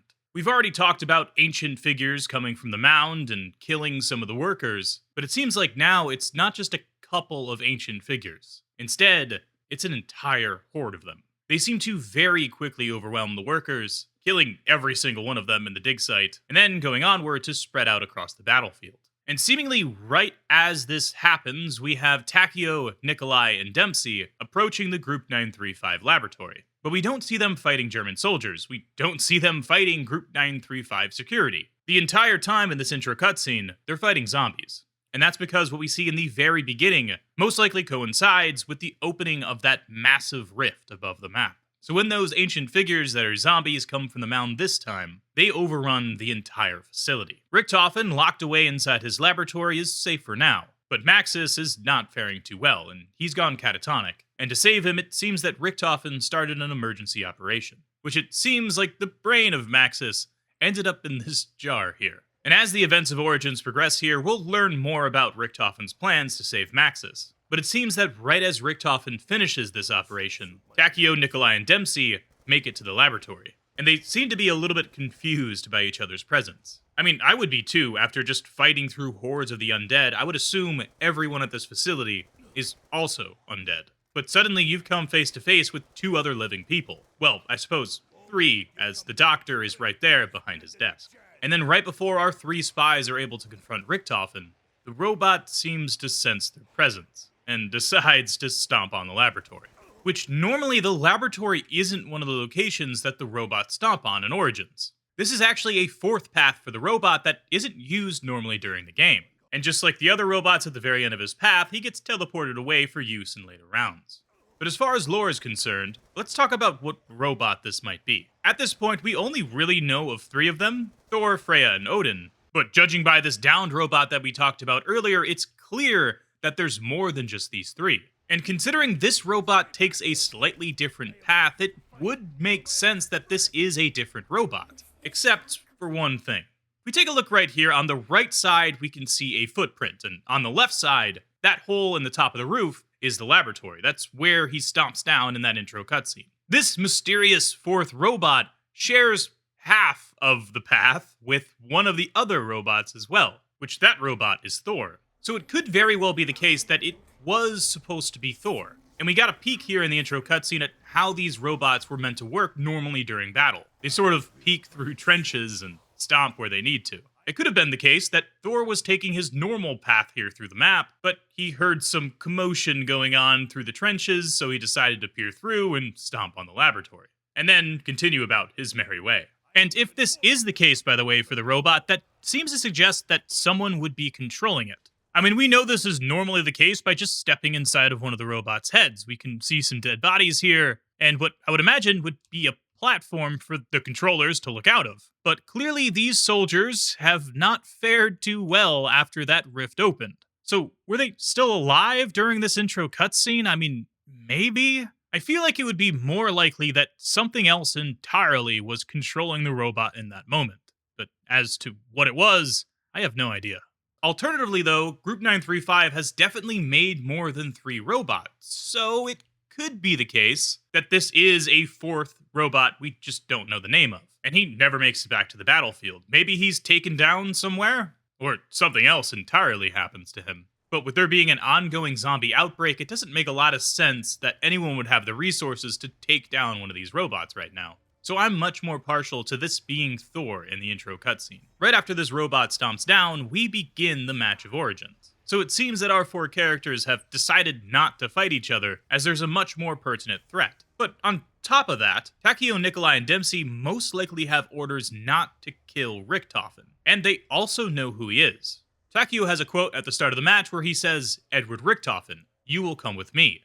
He knows his name, and it's very clear that capturing him is part of his mission. But of course, with the zombies around, it doesn't seem like capturing him is something he can do right now. And Nikolai has a quote like this as well. He says, "You are Edward Richtofen?" He seems to have less information than the other 2, but once again, he knows the name. And lastly, of course, there's Dempsey, who has a very similar quote asking, "You're Dr. Richtofen, right? I'm taking you out of here," showing that capturing him is part of the Americans' plans too. We have 3 different countries right now, all vying for this doctor. all separately most likely sending in spies to capture him and acquire information about the work that Group 935 has been doing. Which, considering they're making some developments that would change the battlefield, it makes a lot of sense that the countries probably wouldn't work together on something like this, trying to gather that work for themselves and not exactly trusting each other. And Richtofen has something to say to this. He says, "We do not have much time, they will return soon. We need to get the 115 conversion generators operational. They are essential to survival."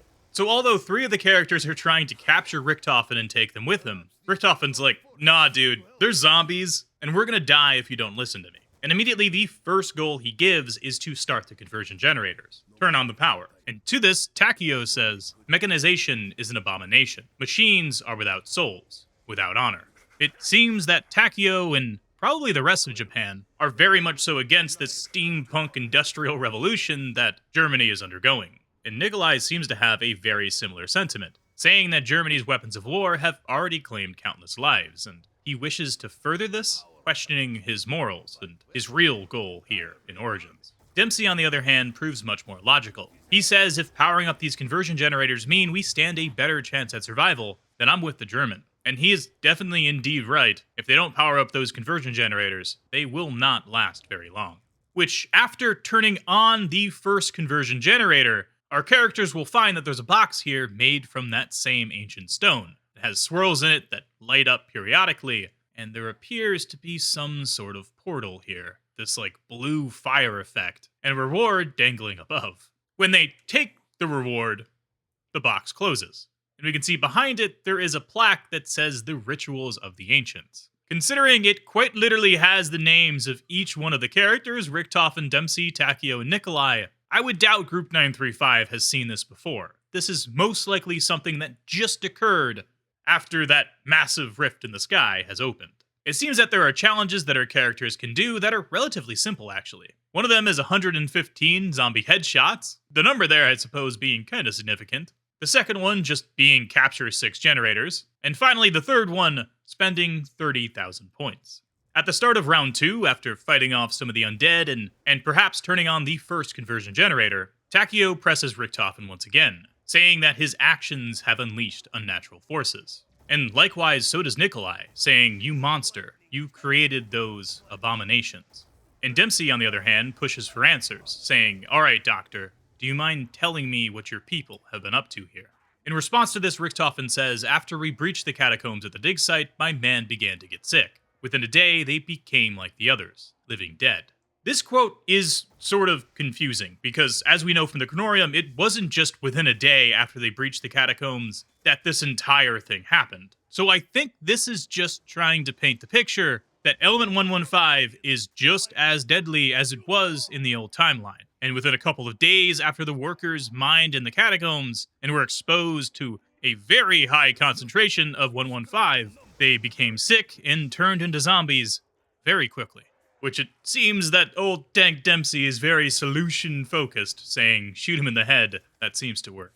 And this little interaction here between the 4 characters sets them off on what we know as Zombies players as the Easter egg, the quest that they must fulfill here on Origins in order to succeed. But with this massive rift above the battlefield and the undead all about, there might be more to Richtofen's intentions that we'll learn about throughout our journey. It seems that first, our characters turn on the generators, as talked about there in those quotes, and defeat some of these zombies that are coming out of portals in the ground. They might acquire some perks along the way to help them out as they make their way towards the main chamber. And along their way to that dig site, all 4 characters will start hearing Samantha talk to them. "Can you hear me? Please, you have to help me. I'm trapped here. I just want to go home." Richtofen, of course, has heard Samantha before, and knows that she has been talking to Maxis and drove him crazy. So he most likely views her as sort of an evil force, and is probably just trying to ignore her in order to stay sane himself. But as for our other 3 characters, well, they have no idea who Samantha is, and have never heard her talk before, and suddenly now, there's this little girl talking to them through the ether. So they have responses to this initial Sam quote of confusion, and Richtofen tries to explain to them at least a little bit about what's going on. "Who is this child calling to us?" What the? Did anyone just hear a little girl? "I heard her. A girl. She begs for help. Her name is Samantha. We will hear her again. Over and over. She will not stop. Takeo and Dempsey both sound pretty confused, while Nikolai almost immediately sounds like he wants to help her. But of course, just like Richtofen said, this is not the last they'll hear of Samantha. And after surviving a few more waves of zombies and fighting against the undead, they'll hear her once again. You have to help me. Please. There is a way to open the gateway. My father was so close. He said, you have to follow the steps. Samantha tells Primis that they have to follow the steps, and also that her father had been following them. But perhaps more importantly, she also says there is a way to open the gateway, which puts center stage the thing that Samantha wants us to do, open that gateway to Agartha and set her free. Although she still hasn't said that yet, so at this point our characters are still pretty confused. I am unsure as to your true nature, child. I will be cautious. I don't suppose you remember what he did. Kinda in the dark here.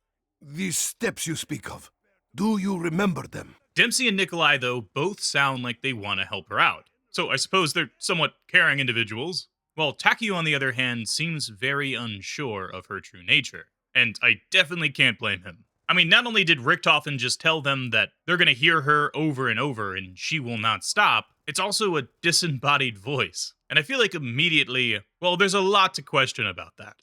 But finally, after our characters find the first staff piece, somewhere scattered around the map, she answers Dempsey and Nikolai, and is able to give them a little bit more information. I'm trying to remember. The staffs of the ancients were lost. But Father made copies. You can find them. You can get me out. You can open the gateway to Agartha. And here, Sam tells us about the staffs, which of course our characters will have stumbled upon at this point, although just broken pieces of them. And here, Samantha is giving us that story that we've already talked about, that the staffs of the ancients were lost, and her father, Maxis, made copies of them, along with Richtofen, of course. And it seems that we do indeed need to find them in order to get her out and open the gateway to Agartha. At this point, it does seem like Nikolai and Dempsey both really want to help her out, and believe that perhaps she is just a lost girl somewhere on the site that needs help, while Takeo isn't completely sold yet. But Richtofen has already revealed to them that he has heard her before, and of course that is going to make the other three characters want to question him, to understand more about what's going on with this disembodied voice. The child. You have heard her before, German. What do you know about the girl, Richtofen? Is she trapped somewhere on the site? Tell me of this girl who talks to us. Where is she? Her words drove my friend insane. He became convinced that her voice held a message from the ancients. She claims to be trapped in a mythical realm known as Agartha. And this sort of forms the early thought process of our characters here. And we can hear Dempsey quite literally say, is she trapped somewhere on this site? Thinking that this is a girl with a radio that's trapped somewhere and broadcasting across the battlefield. And Nikolai pushes further, asking where she is. And Richtofen tells them the story, that she is at least partially responsible for driving Maxis insane. Although it seems like Richtofen kind of believes that she's fully responsible. But either way, he reveals that Maxis believed her voice held a message from the ancients. And also that she claims to be trapped in a mythical place called Agartha. Which does tell us that just like Maxis early on when he first started hearing Samantha's voice, Richtofen also believes that this Agartha place is mythical. It's not real. But I'm wondering if just like Maxis, if we were to give it enough time, Richtofen might also succumb to the same sort of conclusions that Maxis had that drove him insane. Takeo seems sort of apprehensive, and it also kind of seems that he's wondering whether the German had anything to do with her voice. Nikolai and Dempsey, on the other hand, both seem to really want to help her, even after hearing that Maxis went insane listening to her. And it is kind of interesting that Richtofen didn't say, don't listen to her. He simply just said that she'll keep talking over and over to you and drive you insane. And I suppose that does paint the picture that Richtofen is in no position right now to demand anything of the other three. I mean, they came here to capture him, and that's sort of what they're in the process of doing right now anyway. Right, if he were to try and run away off the battlefield, they would run after him and grab him. So maybe Richtofen is trying to play it cool, Or perhaps, maybe he wants them to be driven down a different path so he can get his goals accomplished. And we'll learn more about that exactly here in just 1 second. Samantha, of course, does not stop at these beginning voice lines. She also continues to talk to each character individually whenever they're in zombie blood. Each one with Samantha sort of trying to push them to follow her path, and we get to see each character's reaction to how she does so. Starting with Dempsey here, she says this. I need your help, Dempsey. I'm trapped. I need you to free me. Please. There she is again. Can you hear me, little girl? Where are you? But once again, Dempsey is sort of just confused. But still, definitely seems like he wants to find her, and probably thinks the German is lying to some extent. But for the next time that Sam speaks to him, well, she makes the message a little bit more personal, and says some things that, well, it really doesn't make a lot of sense why she would know them, but also tries to drive a wedge between Dempsey and the German. A wedge that is already there anyway, so she's just sort of hammering on it in order to make sure that Dempsey follows the steps. Take Dempsey, the soldier who knows no fear. A heart that yearns for battle. Dark days are coming, Dempsey. The doctor's works threaten the future of the whole world. Only you have the power to prevent this. Believe me, little girl, I'll blow this whole site before I let the Germans keep these weapons. Dempsey is very clearly buying it, at least to some extent, and says that he'll blow the whole site before he lets the Germans get these weapons. Which is fair. I mean, that last part is why he was here anyway. I mean, that was his mission. Most likely the goal that Command gave him was to come here to Origins and find Richtofen, gather any evidence and information he could about the German war machine, and sabotage as much of it as possible. So it does seem, even though they've run into zombies at this point and a disembodied girl's voice talking to them, Dempsey's plans are still intact. Except now on top of them, there's this thing about the little girl needing help from Agartha. I see all that has been, all that will be.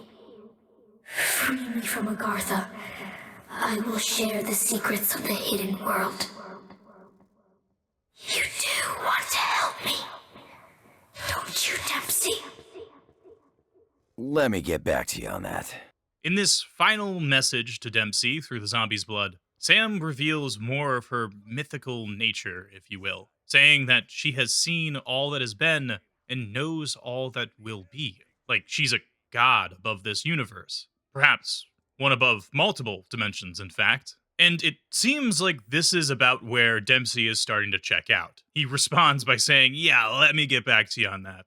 And I think that's a completely fair response. I mean, at this point, it went from this little girl is trapped somewhere on site to this little girl seems crazy. But nevertheless, it does seem like it's enough to get him to continue on with the steps, find the staff pieces, and complete the Easter egg. As for Takeo, of course, with him being a little bit more on the edge here, well, things play out a little bit differently. Takeo, brave upholder of the dying samurai spirit, please help me. The child speaks to the very air. Is she an angel? Or a demon?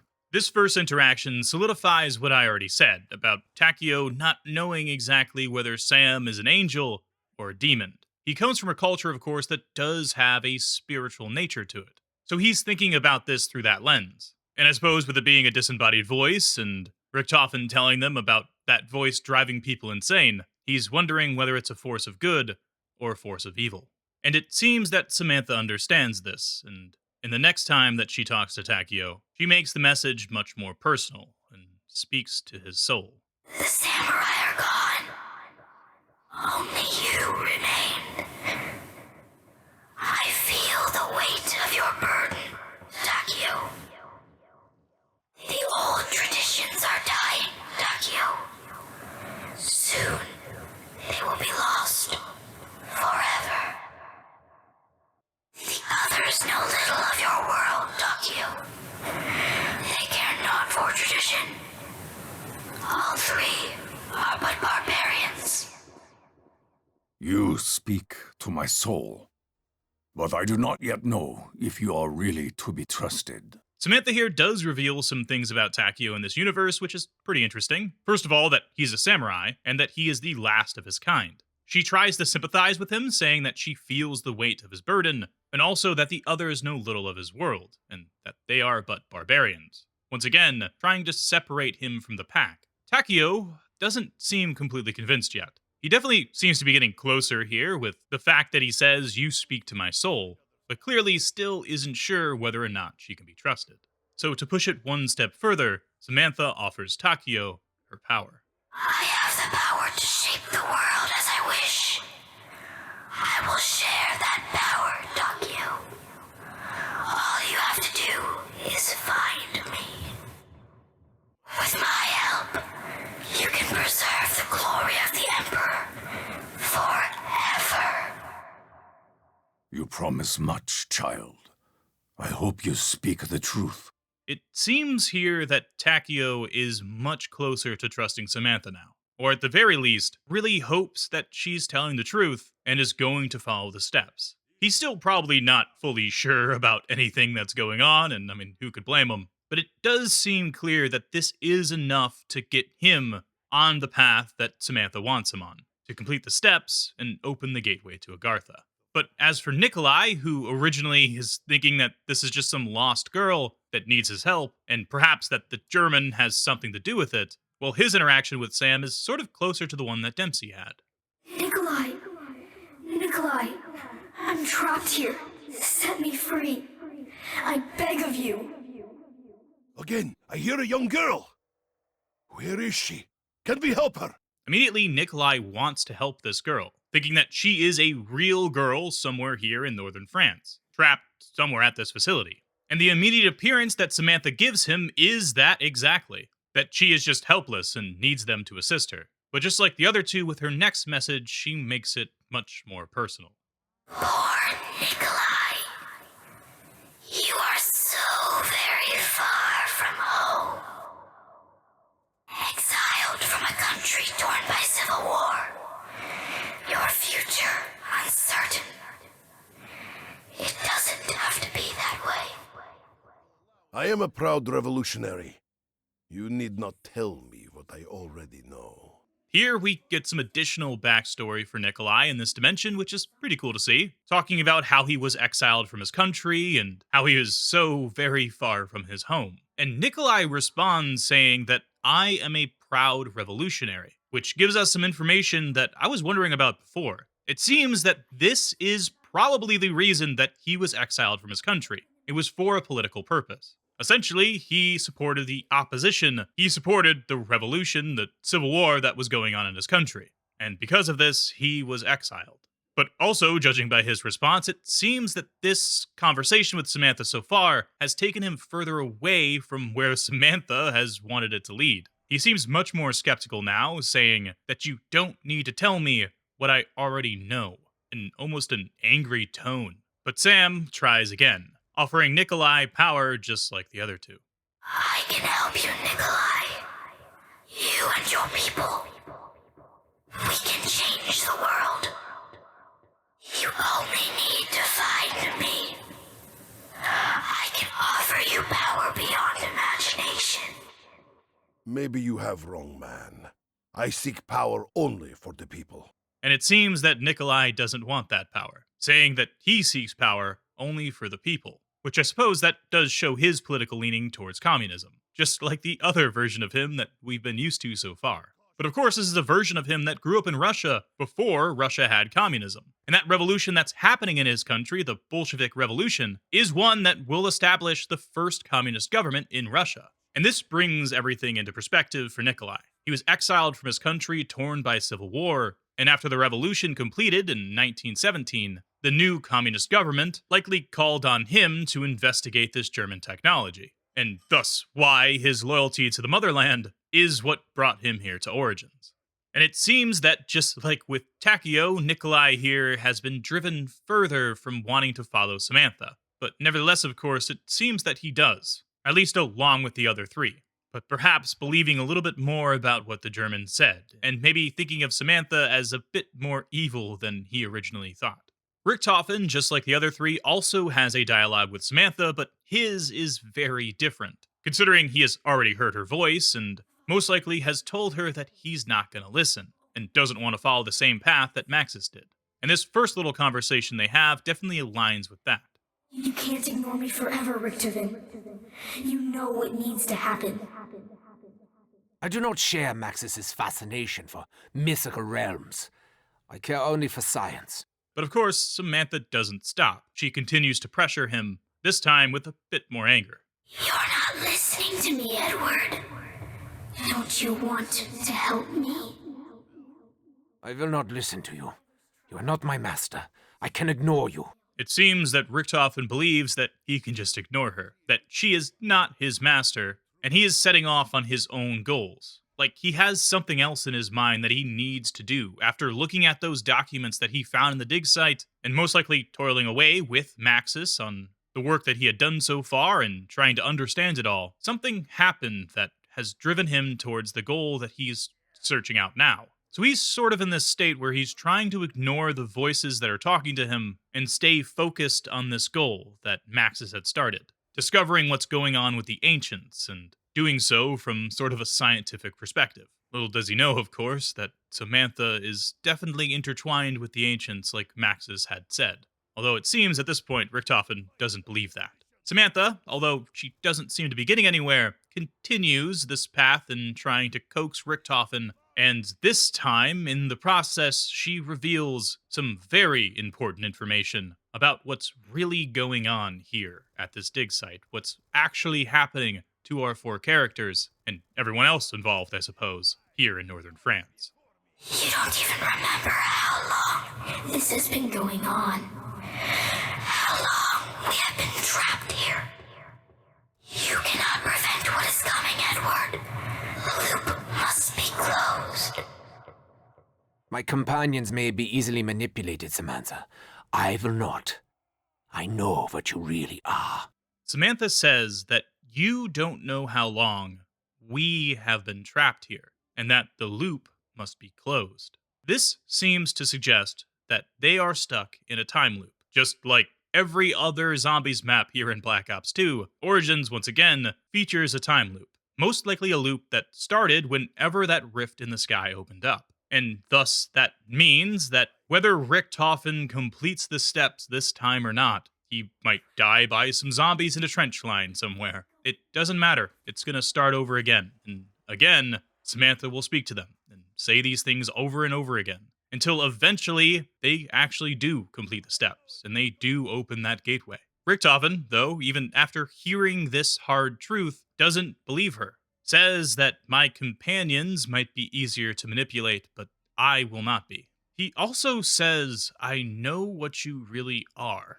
Like, he has some sort of insight into Samantha here. This might have something to do with what he learned during that time studying the ancient documents before the events of Origins kicked off. But it could also just be hinting at the fact that she drove Maxis insane and sort of stating that he believes Samantha is evil. But either way, that's the introduction to Samantha that we get. And the introduction, I suppose, as well, to 3 out of our 4 characters. There's a lot of information there that we got about the backstory of each character, as well as the fact that we're in a time loop. So whether or not these characters listen, well, they're gonna have to, because they're stuck here. And apparently they don't know how long they've been stuck here, but Samantha does. So I guess she doesn't reset whenever they die, but certainly they do. And this fact about the time loop can be applied throughout the Easter egg. I'm not gonna bring it up every time, but make sure to keep that in your mind as you continue to watch the video. Each of these steps might be very difficult for our crew to accomplish, but it doesn't matter whether they accomplish it the first time. All that matters is eventually there is one time out there they're able to do each of the steps correctly. So they might be able to try thousands of times in order to finally get that one event where each step is done correctly, without them perishing, of course. If you start up a round of Origins in solo, there's some quotes that you don't get to hear when you're in co-op, cementing this even further and showing some offshoot events where perhaps Richtofen wasn't there inside the laboratory, maybe he died, and the others didn't make it through the trenches. Or perhaps when you're playing as Richtofen, the zombie horde killed everyone else, and you're left alone in that laboratory after taking your friend's brain out of his body, and there's no one else alive but you. In these offshoot events that happen and clearly aren't canon, by the way, like the Easter egg is supposed to be done by all 4 characters, and all 4 characters are supposed to survive. Although, of course, it is possible to be done in solo, it's not canonically meant to be. But the quotes that you get in solo do have some story exposition, and show what each of the characters would have done if there was no one else in sight. Starting with Takeo here, who is sent to the dig site by the Emperor to understand further what's going on with this German technology. He has very limited information, and comes to find some pretty crazy things. Our concerns over the German plans appear well-founded. Huge mechanized weapons stalk the battlefield. I must ensure the Emperor learns of these developments. There is great evil in this place. Spirits and demons walk this land, possessing the remains of fallen warriors. If I am to survive, I must learn how these machines operate. Such technology could allow Germany to enslave the world. Immediately, he talks about how the Emperor needs to know of these developments, and also that this technology could allow Germany to enslave the world, even though it definitely seems like it's getting out of their hands at the moment. Dempsey will see the same things that Takeo did. The undead coming back to life, and giant mechanized robots walking the battlefield. And he is trying to collect as much information as possible, and creates his solo startup quotes into a recording. Field report. Confirming arrival at site identified in our intel. No sign of the target, nor the other agents believed to be on intercept course. Dempsey out. Target area appears affected by an unknown contaminant. Enemy personnel have degenerated to their primal instincts, exhibiting irrational and unparalleled savagery.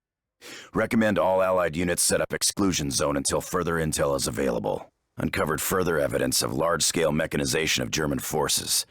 Attempts to gather intel being hampered by the infected enemy. Unfortunately, considering that Dempsey here is stuck in a time loop, I highly doubt these recordings are ever going to get to command. But either way, he documents everything he sees, and does his best to make sure that even if he does perish here, perhaps his allies will find the recordings that he made. He suggests that they should set up an exclusion zone, because the area is clearly contaminated with something that's making the dead come back to life. I suppose that's a pretty big detail. This makes a lot of sense, actually, that the Allies would set up some sort of quarantine around the area. That is, of course, if they get this message in time and understand that sending soldiers to the area is not a good idea. Nikolai, though, just like Takeo, does not have a recorder on hand. And instead, his startup quotes are, well, sort of emotional. We get to hear his reaction to everything that's going on, unfiltered by there being other people around. What in Lenin's name is going on? I saw a huge steel beast, tall as the spires of Moscow Cathedral. Just what have the Germans been doing in this place? My every step is beset by attacks from legions of unnatural creatures. Stumbling, rotten, filthy corpses. I must find a way to survive this nightmare. Perhaps these machines may help me fend off the wretched hordes. It seems that, even on his own, he comes to the conclusion that using the German technology will help him survive. But of course, we don't know exactly how far he makes it, and obviously, judging by what is canon, he doesn't. Eventually, he too will perish and start this loop again. And finally, we have Richtofen, which the solo quotes for him give us more about the story of what happened just before the events of Origins kicked off. And also a little bit more of an insight as to his toils with Element 115 exposure and hearing Samantha's voice. I must work quickly. There's so much to do. A vessel for Maxis, the staffs, the opening of the gateway. How am I meant to work when all around me I am beset by the voices of the damned and the doomed? Oh, calm down, Edward. Focus. Was I bitten? Was I scratched? Nine. I'm being paranoid. I must remember what Maxis taught me. It's clear that he is definitely struggling. And perhaps in this timeline, being besieged by the voices of the doomed and the damned, maybe he's been exposed to Element 115 a little bit too much, and that's going to lead to his downfall in this event, before beginning the loop again and hopefully meeting up with the other 3 in a timeline where they're able to actually complete the steps. But even though he won't be able to do so alone, it seems he's going to try. He talks about needing to remember what Maxis taught him, and that he hasn't been scratched or anything, so he should be able to give it his best shot. And in the very first thing he says, he states the steps that are in his head. Although they're not literally the steps of the Easter egg, but this is how he's interpreting it after talking with Maxis and looking through these documents and his friend dying in front of him. His current plan is to get a vessel for Maxis, obtain the staffs, most likely for protection, but also as a means to open up the gateway, as that's the last thing that he lists. It's awesome to think about these as sort of little offshoot events that end up fizzling out, and the character just ends up dying, I suppose, and repeating that loop until all 4 characters can come together and move on to complete the Easter egg. But back to the main timeline now, where all 4 characters came together. Samantha won't stop talking to our characters, and of course will continue to do so throughout the Easter egg. But altogether, this sets them up to continue their journey, find the staff pieces, and secure the keys. Step 1. Secure the keys. And as our characters continue the journey, it's likely that one of them will stumble into one of the tunnels that leads to the crazy place. And when they do so, Samantha will give them another hint about these doorways. Father said the chambers were doorways, opened by the songs of the ancients. Harness the elements. Only with all can Agartha be reached. We knew already that Group 935 has found these doorways, but it seems that Maxis did indeed know that they were doorways, and he had concluded that songs were needed for them, and that they were the key to obtaining the elemental stones. But besides the staves, our characters will also find some musical records. Perhaps this music may appease the spirits. Each one color-coded for their corresponding staff. It's one of the songs. It has to be. And after finding La Source Noire somewhere near the dig site, the record that Group 935 used to open the main chamber, I heard something about another song. One that would open the main chamber. I think you found it. Samantha says that she heard something about another song. And there's a similar quote as well for the gramophone. Yes, you found it. For the doorways to open, they need to hear the songs.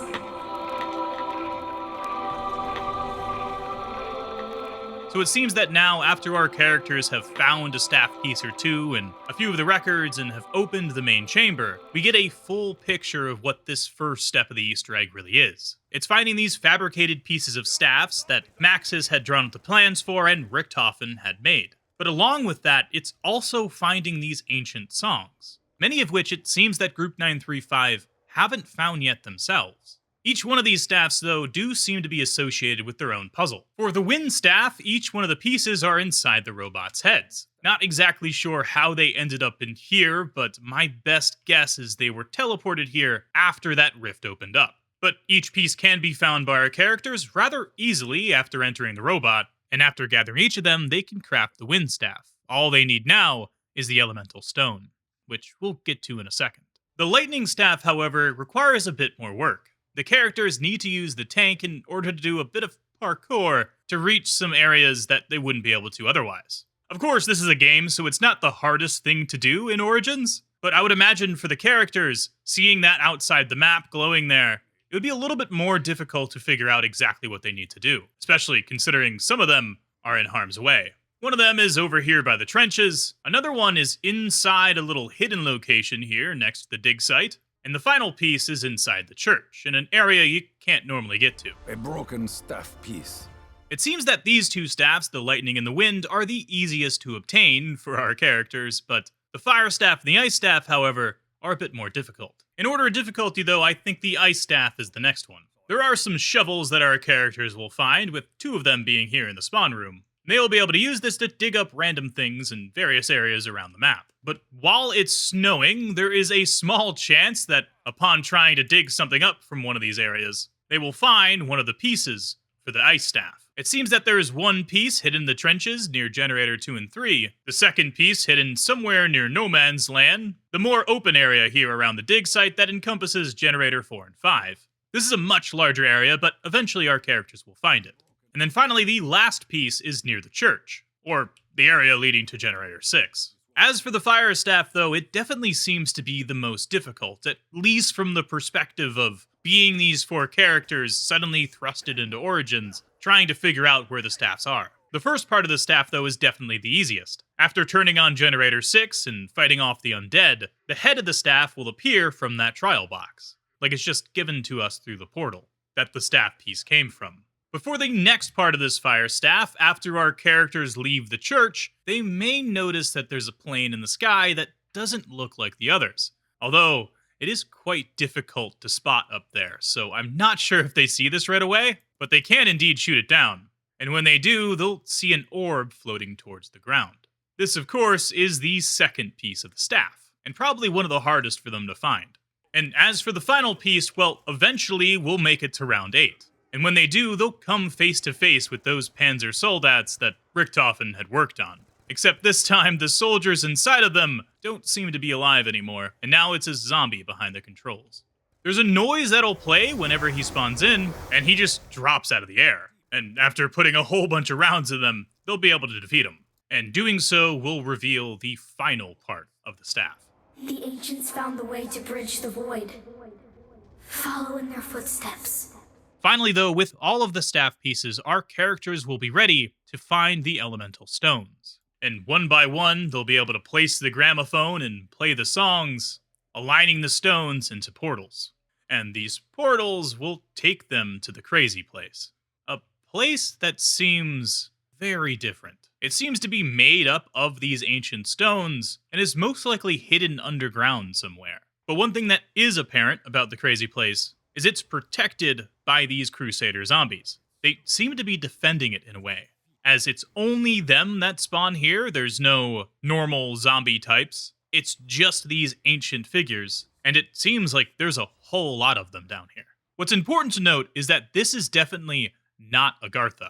Even though that's what I thought was the case for the longest time, the crazy place is simply the place that Agartha can be reached from. It's either hidden under the ground somewhere, or perhaps this is in a completely different location, but either way, it holds the stones for each one of the staffs, in these pedestals here, that have what appears to be 115, but it's colored along with the color of the staff. I believe this crystal may help focus some ancient power. Apparently playing the songs open up the portal, but also opens up these pedestals and releases the crystal. Since our characters do have to play each of the songs, they can't just play one of them, get in here, and grab all 4 crystals, as the other pedestals are locked up and the crystal is not obtainable. It really feels like these are some kind of elemental portal. I suppose just like the portals that bring us to the crazy place. But one by one, they can obtain the stones and bring them down into the main chamber, and craft each one of the staffs in their corresponding pedestals. Which I suppose we probably should talk about the pedestals. I'm guessing these are made by Group 935. They have that steampunk aesthetic. They don't seem ancient to me. So most likely along with these fabrications of the staffs, Group 935 also made these places to put them in. And it's most likely the case that this is where they were before that rift opened and scattered the pieces around the map.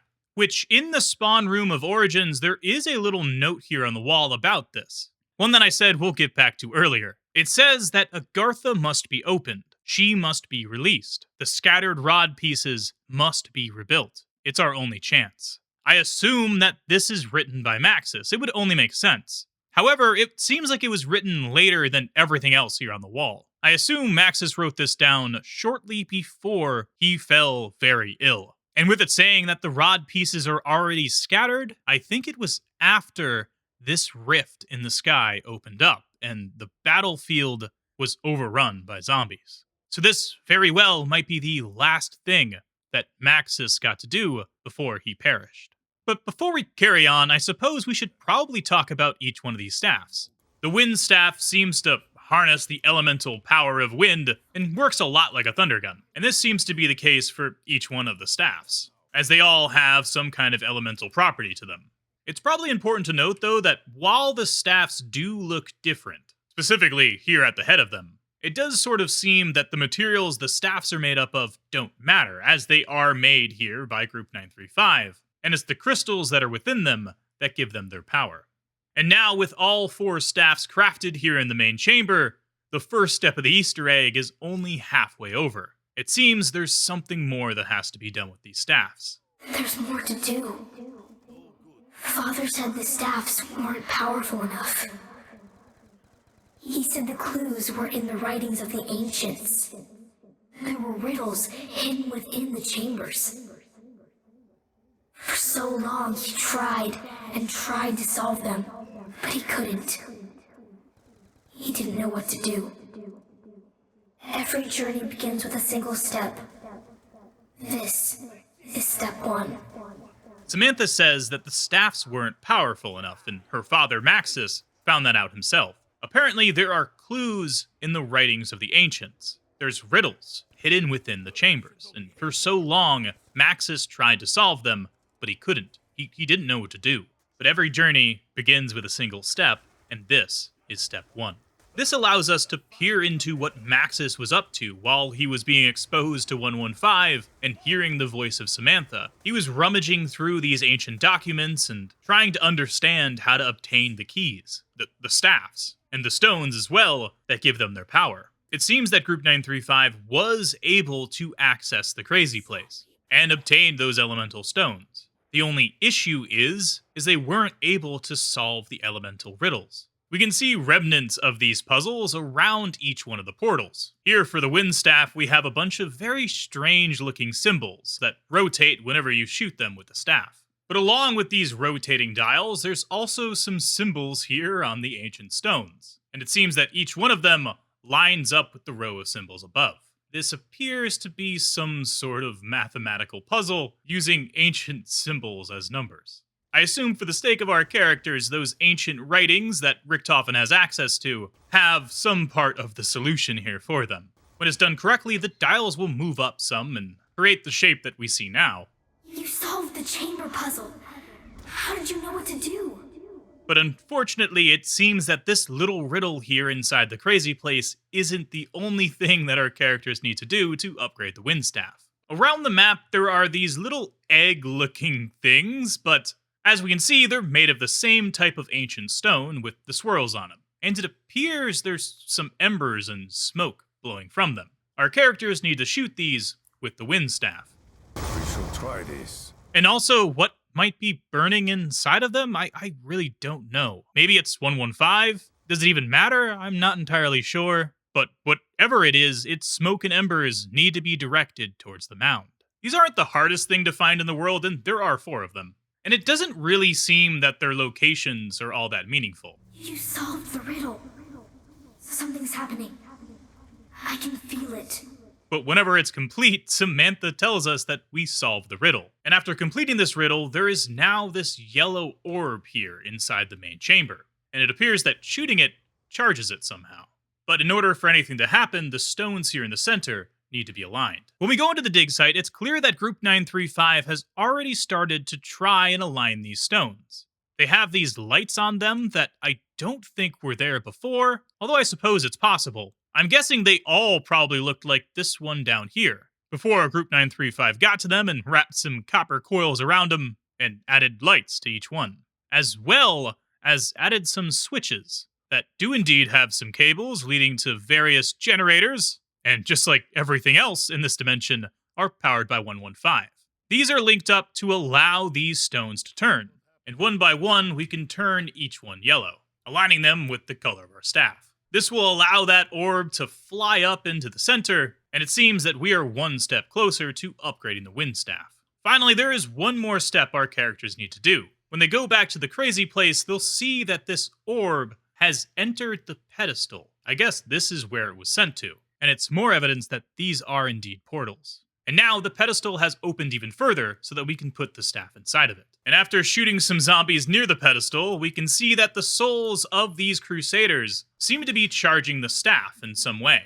And after killing enough of them, the staff will be charged. Power of the wind is yours. Soon, I will be free. I know I will. And Samantha will tell us that the power of the wind is ours.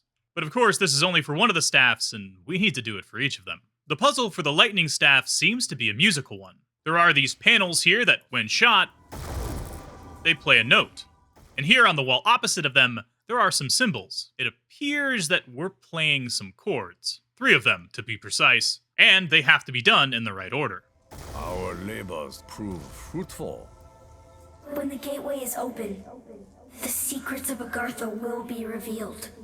And after playing these chords correctly, we get another message from Samantha. Your bravery will soon end my nightmare. As for the second part of this puzzle in the overworld, it involves these electrical boxes, and it seems that these stop sparking when they're in the correct orientation. Each one of them needs to be pointed in a different direction, and I'm not sure if it's important, but I don't think it is. But what is probably important is that these panels are most likely made by Group 935, and whatever we're doing was something that Maxis had tried to do before, and failed at completing. And although order doesn't matter here, it's likely that the order will matter for our characters, as the sparking is probably what tells them the correct direction. And that sparking only happens in a specific order. But eventually, they'll find the correct solution. All your effort will soon be rewarded. And once again, we'll travel back to the dig site and align the stones. This time, making all of the lights turn purple. And that purple orb will be there for us to shoot. And send it to the crazy place. And with the staff and the pedestal, we can collect the souls that we need. With this staff complete, lightning is now yours to wield. Soon, I will be free. Next up, we have the ice staff. And it seems that for this riddle here in the crazy place, we have some floating stones. Once again, with those same symbols we saw for the wind staff. This time, though, upon first glance, when shooting the stones, nothing really happens. But right here next to these floating stones is another very blue-looking one that seems to also have a symbol with some dots. This one having two of them. And it turns out this corresponds with the other symbols above. Once again, I imagine the way our characters figure this out is through those ancient documents that Group 935 has found at the dig site. And when it's done correctly, it flips the stone. So many others tried. So many others failed. And also changes this dot pattern. If at any point they mess this up, the entire thing will reset, making this a rather frustrating puzzle, I would imagine. But eventually, they'll get it right. You're getting closer. So much closer. And now it's on to the riddle in the overworld. Around the map, there are these weird-looking tombstones that seem sort of out of place. They have what looks like water running down them constantly. Our characters need to find each one of them and shoot them with the ice staff, freezing that water, and then shoot them with a bullet gun to destroy them. The headstones themselves don't have any writing on them, so I'm really unsure what their significance is. But clearly destroying them is part of this riddle that the ancients wanted us to solve. And finally, after destroying all three, we can go back to the dig site and charge the orb. This process is the same for each one of the staffs, so I'm not going to keep rehashing it. It's just align the stones, shoot the orb, and then charge the staff with the souls. But after doing so, our characters will have access to the power of the ice staff. Though lost for centuries, the power of the ice staff is now in your hands.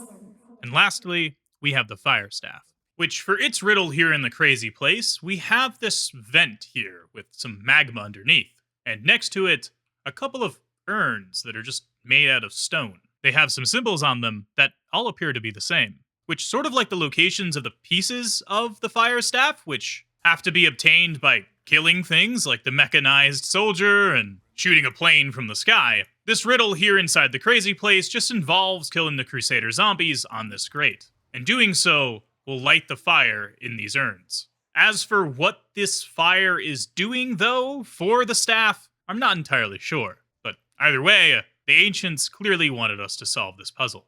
As for the puzzle in the overworld, however, it's a little bit more difficult, and it takes place inside of this ancient church. In the basement of this church, there are some torches. Each one seems to have been numbered, perhaps by Group 935, as it isn't chalk after all, and that most likely wouldn't last very long. So it seems like they've at least understood part of this puzzle, but still have never completed it. And one of them is unfortunately just marked with some blood here. I guess they ran into some trouble along the way. But on the second floor of this church, we'll find some symbols on the wall. Some that are just grayed out like this, and others seem to be filled in with magma. And just like the last time we saw these symbols, it seems they correspond to some kind of number system. So we can align these with the torches that are down beneath and finish this part of the riddle. For this run, we have 9, 3, 11. What will come of this? And then the dreaded bloodstain, which seems to be 4. You have come so far. Please keep going. The journey is near its end. With those 2 parts of the riddle being done, we can align the stones, send the orb to the crazy place, and then charge the staff. The elemental fire is yours to command. Finish what has begun. Free me from Agartha.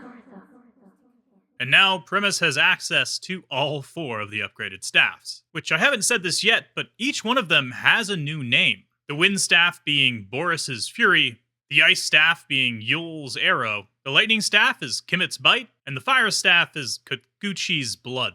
I'm definitely pronouncing that wrong. I'm not sure if the names have something to do with these 4 statues. I would imagine that they do. It's most likely the case that they have to do with whoever created them. Right, each one of these is written in the possessive, so it seems that each one of these staffs belonged to someone a long time ago.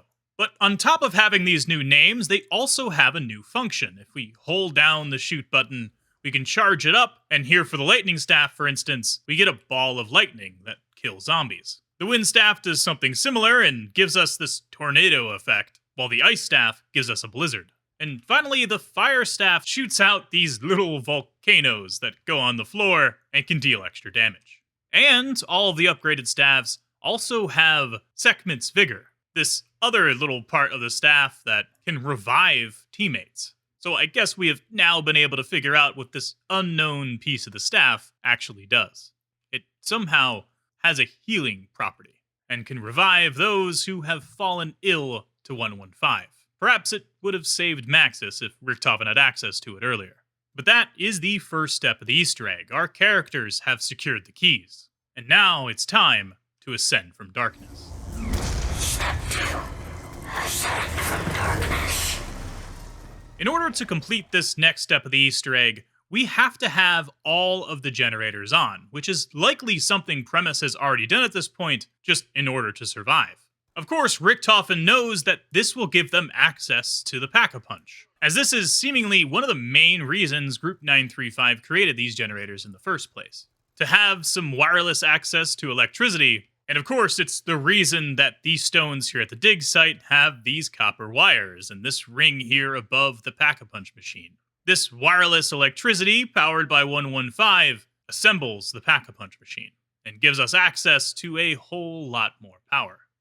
Also, when these generators are on, and all of the staffs down here have been built, we'll see an additional pedestal appear down here in the main chamber. We can put the fire staff in its place.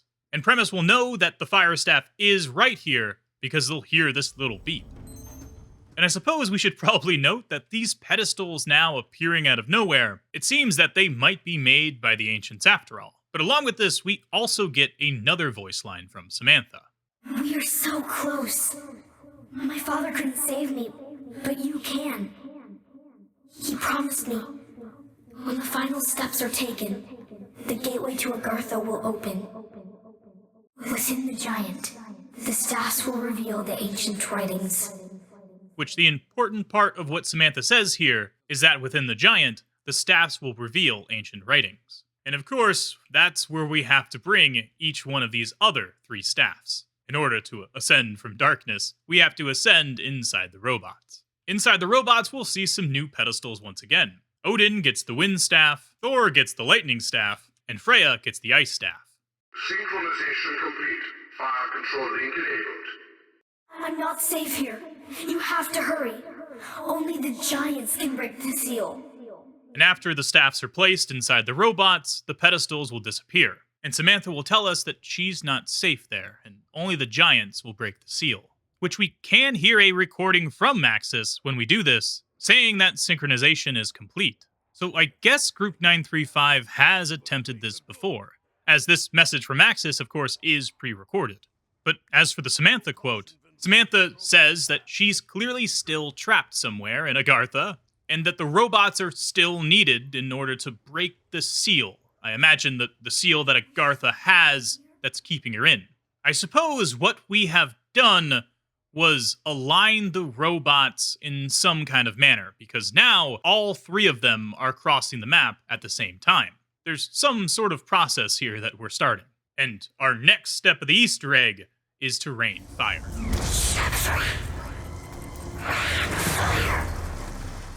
But in order to rain fire, we first need something called the G-Strike. At the tank station, Primis will find, of course, a lot of stones with 115, but also here in the back, there's some stones on the table, each one with this little fist symbol. Once again, these stones seem to be ancient, just like all the other ones, and our characters can pick them up. With the stone, there's a little pedestal here in the church that we can put it in. It seems that we have to cleanse it somehow. And the next part of this involves knifing zombies near this pedestal, which is a very difficult thing to do at high rounds. It definitely feels like some sort of trial, perhaps another one from the ancients. Usually this should be done much earlier on, but for the sake of the story, I'm doing it now. And now we have to return our newly cleansed stone back to the tank station without stepping into any of the mud around the map, which this could be quite difficult to do, and I'm not entirely sure how Primis would have figured this out. I suppose Samantha does tell you whenever you fail this, so perhaps it was her help that they needed. But after getting it back to the tank station, it seems that now that the stone is clean, we need to charge it once again, in the same manner that we did before with melee kills. And after doing this, the G-strikes will appear above the table, a very mechanical-looking device that I think is some kind of beacon, and most likely made by Group 935. To direct the fire from the robot. And once again, it seems to be coming through some kind of portal, but Primis can grab it and use it for the next step of the Easter egg. After completing the last step, there's these red buttons now where the staff pieces used to be. And something that's been there all along, just beyond the stamina generator, is this weird patch of concrete that seems to be hiding something within. What Primis needs to do is have one person in the robot and another one on ground with a G-strike ready to throw it. The person in the robot has to hit the red button, and the person on the ground has to throw a G-strike on this bit of concrete. Doing this will break the seal. Only one of the robots can be entered here at a time, though, so it makes it a little bit more difficult. And in solo, we need the Odin robot in order to do this alone. Souls must be released from the pit, but it was said no mortal could enter.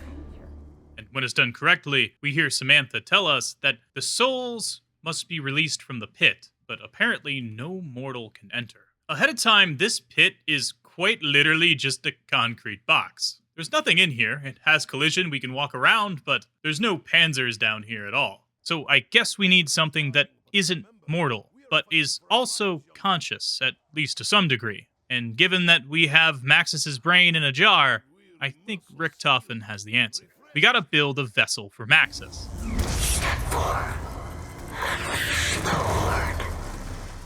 For the next step of this Easter egg, we need to unleash the Horde, and in order to do that, we gotta build the Maxis drone. Other than the obvious brain that can be found quite easily immediately spawning into the map, there are two other pieces that we need to find. One of them is close to the church. It seems like this time it's inside the ice tunnel. I recognize that these parts may prove useful to our endeavor. And the second part is somewhere around the dig site. I will seek and find a use for this. And after Primis builds the Maxis drone, it speaks to them in a robotic voice. Oh, at last, the darkness is at an end. I live again. I knew my friend would not fail me. Here! I am here, my friend. I was able to preserve your mind before you succumbed to the sickness. Something is wrong. I can no longer touch, no longer feel. What have you done, Richtofen? We can put everything right, Maxis. You must understand that I had no other choice. So much of our work has been lost in battle.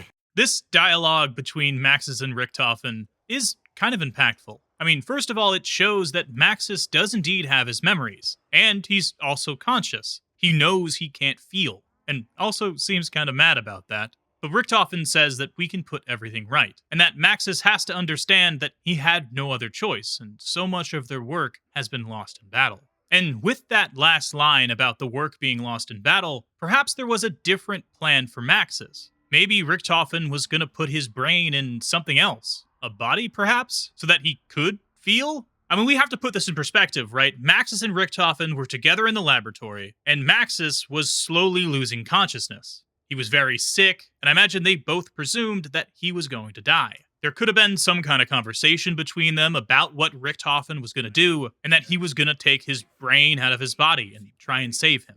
That would make sense with what Maxis says, that he knew his friend wouldn't fail him. So I guess the drone might have been a secondary vessel for Maxis? Or maybe they didn't get that far in conversation and Maxis didn't get to hear the part about him being essentially an AI now, a brain just powering a machine. Either way, though, it definitely seems that it is Richtofen's plan to use Maxis in order to enter the seal.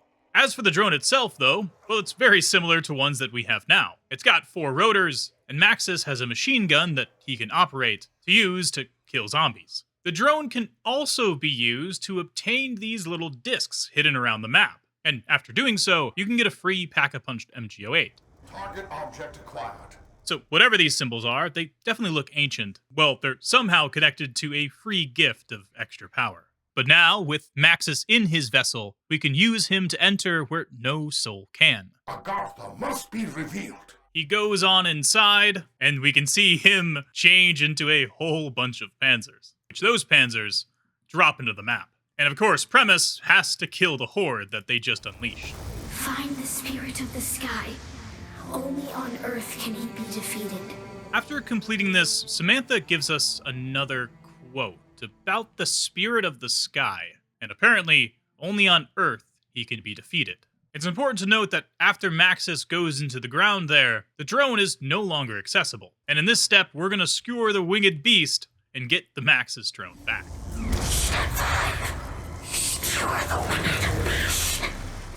When under the influence of zombie blood, Primis will see a glowing plane in the sky, although it's quite hard to find.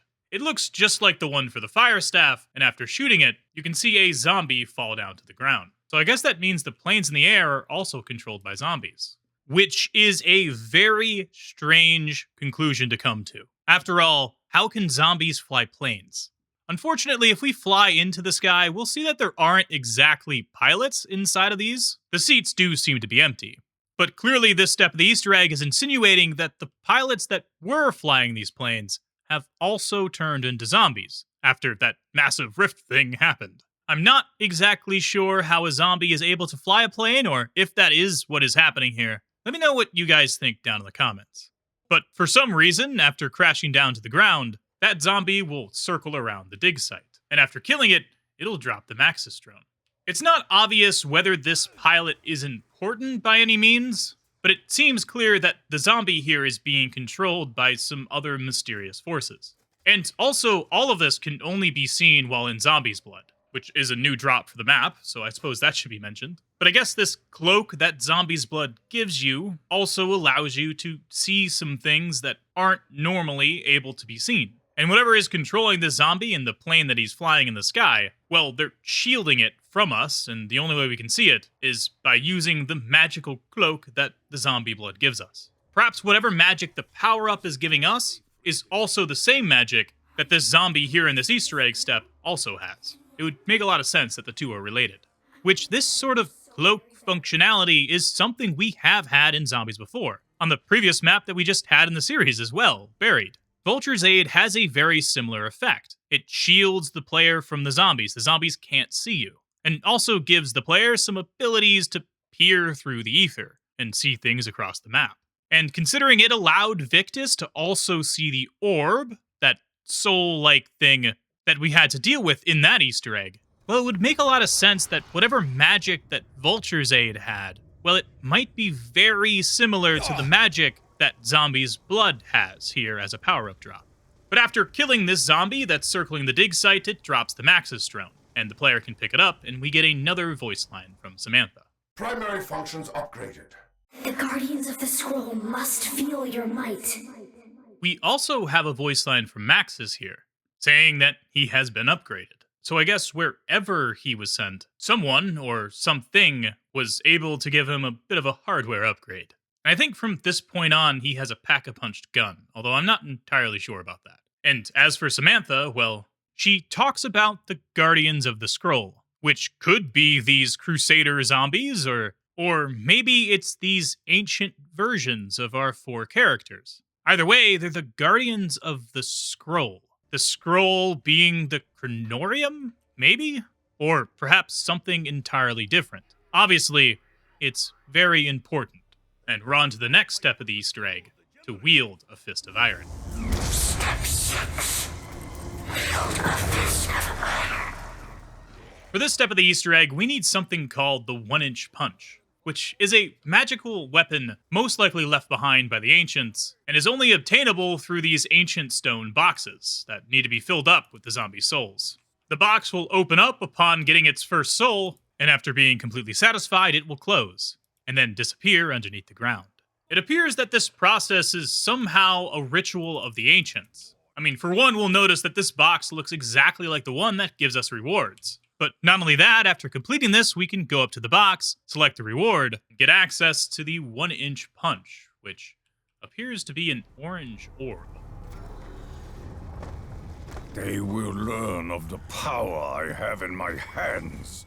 This is a Thunder Punch. A very cool mechanic in my opinion. Although not the most useful in the world, is certainly useful for the Easter egg. As far as zombies is concerned, it's a melee weapon. But as far as the lore is concerned, it's some magical property, an orb, which usually means a soul. So maybe this is the soul of an ancient that's coming here to help us and give us this 1-inch punch. I suppose this also could be a collection of the zombie souls, because after all, that is what we did, right? We collected zombie souls that went through this box and into what I'm guessing is a rift/portal. And then after getting all of the souls that we needed, we got this orb as a return.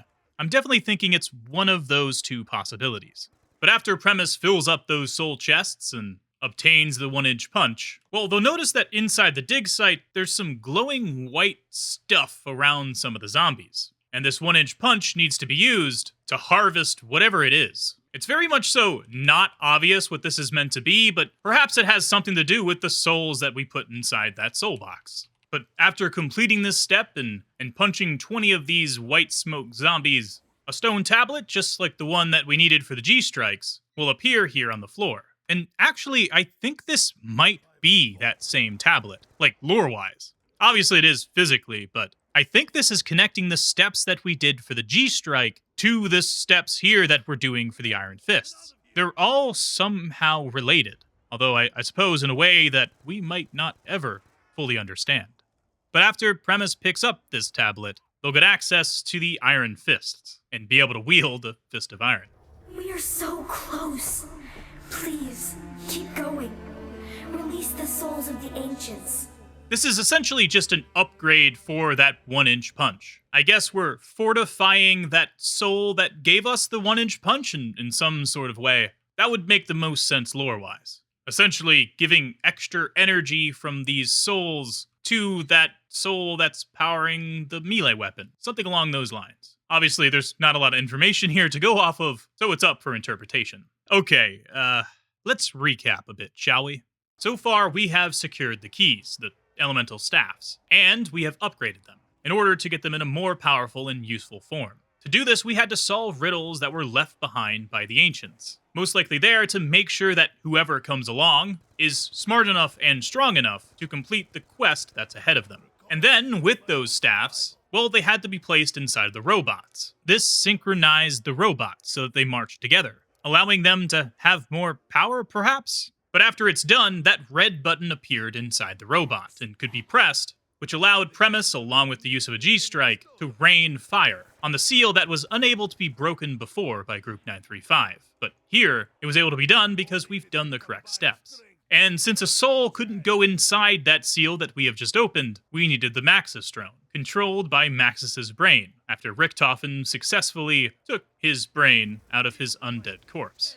Maxis was able to fly inside that seal, unleash a horde, and in the process, he got taken away from us. Perhaps he was in some other realm at that point. It's not exactly obvious, but something that he did inside that seal released a bunch of Panzers, and also led to him being placed inside of a plane with a zombie that we could only see by using zombie's blood, this magical cloak that we talked about. The properties of that magical cloak allowed us to see the zombie and shoot down his plane as well as shoot him, and re-obtained the Maxis drone once again, with an upgrade this time. And then finally, with the use of that 1-inch punch, we were able to do what we just did right there. collect some extra souls for whatever this orange orb is that gives us the 1-inch punch, and upgrade it to the Iron Fist. And although it doesn't seem like we need the Iron Fist for the final steps of the Easter egg, lore-wise, I guess we needed that orange orb to have been upgraded. Like I said, I'm really thinking it's a soul of some sorts. But finally, this brings us to the 7th step. It's time to raise hell. Step 7. Each one of the staffs has to be brought into the crazy place and put inside their pedestal. These are the keys to access the gateway after all, so I suppose this part of the step does make a lot of sense, that they would need to be put inside their pedestals in order to open the gateway to Agartha. And although at this point Primis will know these as the keys, it might not be obvious, but above us, there is this, well, white fire once again. It seems like this is the gateway to Agartha, and now we're able to see it for the first time, but it's not quite opened yet. After all the staffs are placed, or the keys, rather, are in their pedestals, we need some more souls. It appears this is the final ritual that the ancients have left for us. As we kill the Crusader zombies down here in the crazy place, their souls fly up above us. And after the appropriate amount of zombies has been killed, the screen will flash white. And above us, we'll see that same sort of rift that we see in the overworld, but here in the crazy place. Primis has successfully opened the gateway to Agartha. We can see that this effect is extremely similar to what we see above us in Origins, and that makes a lot of sense lore-wise as well. After all, we're opening a gateway to Agartha. And of course, that massive rift above Origins is sort of a gateway from Agartha. Instead of being an input, it's an output, releasing things into Origins, and this input in the crazy place is what's needed to save Samantha. And like Samantha has been saying all along, she really does need Maxis' help in order to free her. And now that we've opened up this gateway that gives us an input into Agartha, and we have Maxis' brain inside of a drone, well, we can release him to go to his daughter. Samantha, I must go to her. The paradox must be resolved. At last, I am to be freed from Agartha. Your reward awaits you, my heroes. You only have to step into the light. And after doing this, a ray of light shines down. Maxis says that the paradox must be resolved, so I guess that's what we're doing here after all. And Samantha tells us, in order to reap our reward, we need to step into the light. Doing so ends the game, and completes the Origins Easter egg.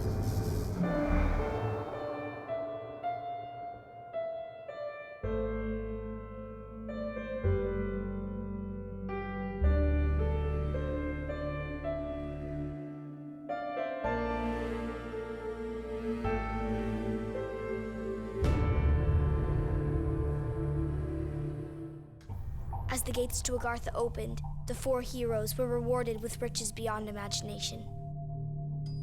From that day forward, they knew that Samantha would keep them safe.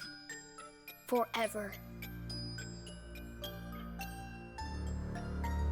You're getting everything wrong. I told you before their eyes should be blue. It's my turn, Eddie. I can do whatever I want. But you don't even know how to play properly. Girls don't know enough about zombies. Put the toys away, children. Make sure the windows are locked before you come down to the basement. We'd better do what your dad says. I didn't even get my turn. Tomorrow, Eddie, you get to make the rules. I promise. Come on, Fluffy. I wish the heroes in our stories were real, Sam. I know what you mean. But we will make everything okay. My dad says he has a plan.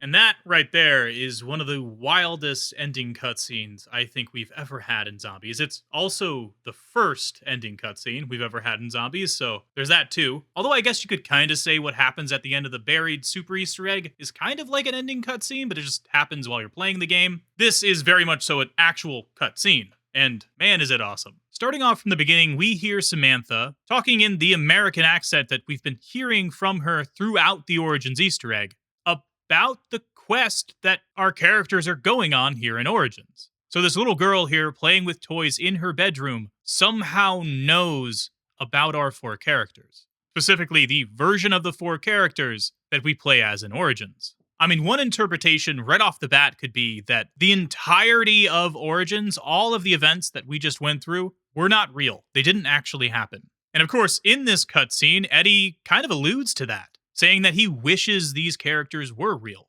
But I don't know if that's the case. Perhaps they're not real in the dimension that we're looking at right now, because it is very clear, beyond a shadow of a doubt, that wherever Samantha and Eddie are here in this cutscene, it is not Dimension 63.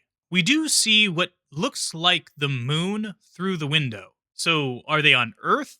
That's not exactly obvious either, but I would assume so. There's a lot of clouds in the background, and maybe they're in a rift of some kind, but yeah, it's really hard to tell at this point.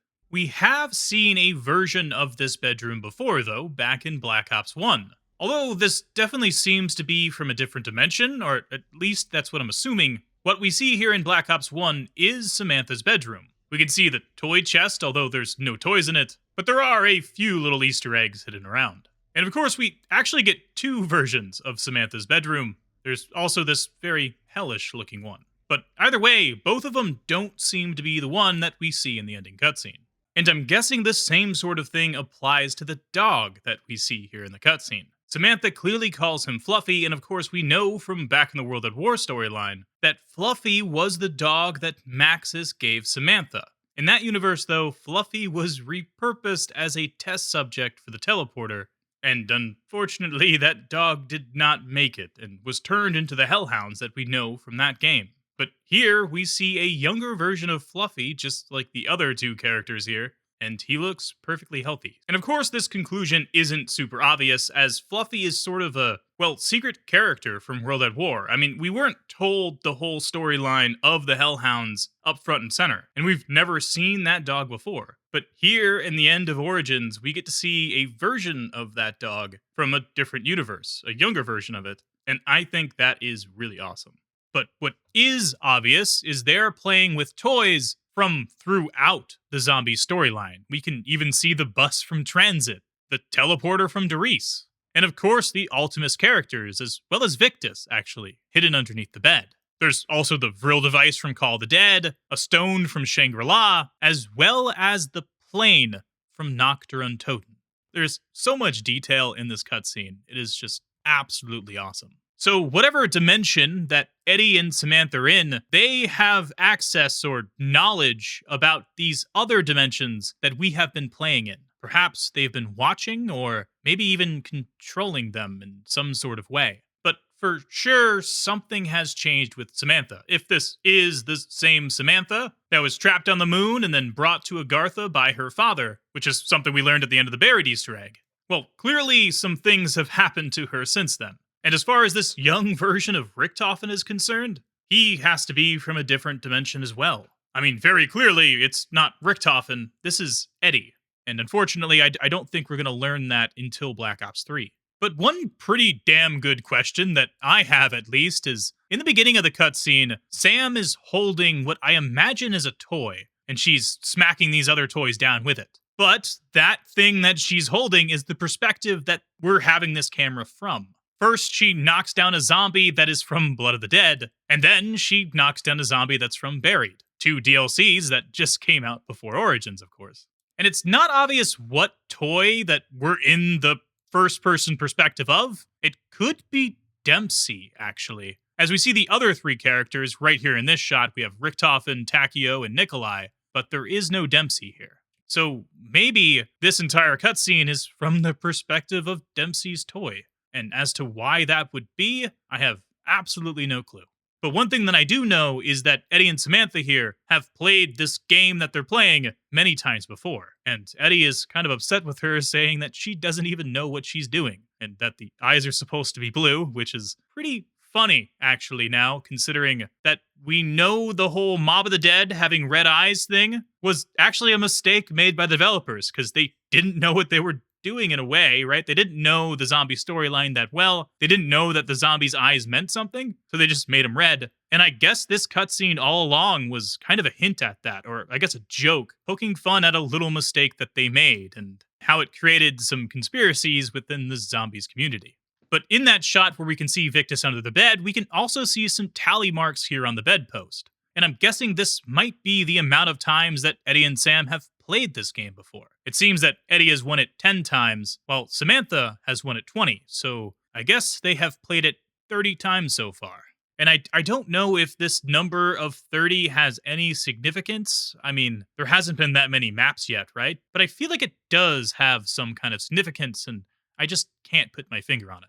In the middle of this cutscene, we hear an alarm sound, and Maxis comes over what I imagine is some kind of radio, kind of like a baby monitor of sorts, and talks to the children, telling them to put their toys away and to come to the basement, as well as make sure that the windows are locked. It seems that something has happened in this dimension that is putting them in danger. And actually, thinking about this now, throughout Origins, Samantha has said that she is trapped in Agartha and that she is in danger. And without looking up the lore that I'm sure we'll probably learn in Revelations, knowing that this house is in Revelations, right? It's my best guess sitting here right now that this is Agartha. This is a world above the other dimensions that we have played in so far. And something's going on in it that is causing them some trouble. And they're in danger, and they're trapped. And this cutscene that we're seeing took place after the events of Origins. And the Maxis we're hearing over the intercom, well, I guess it's the Maxis that we sent into Agartha at the end of the last step.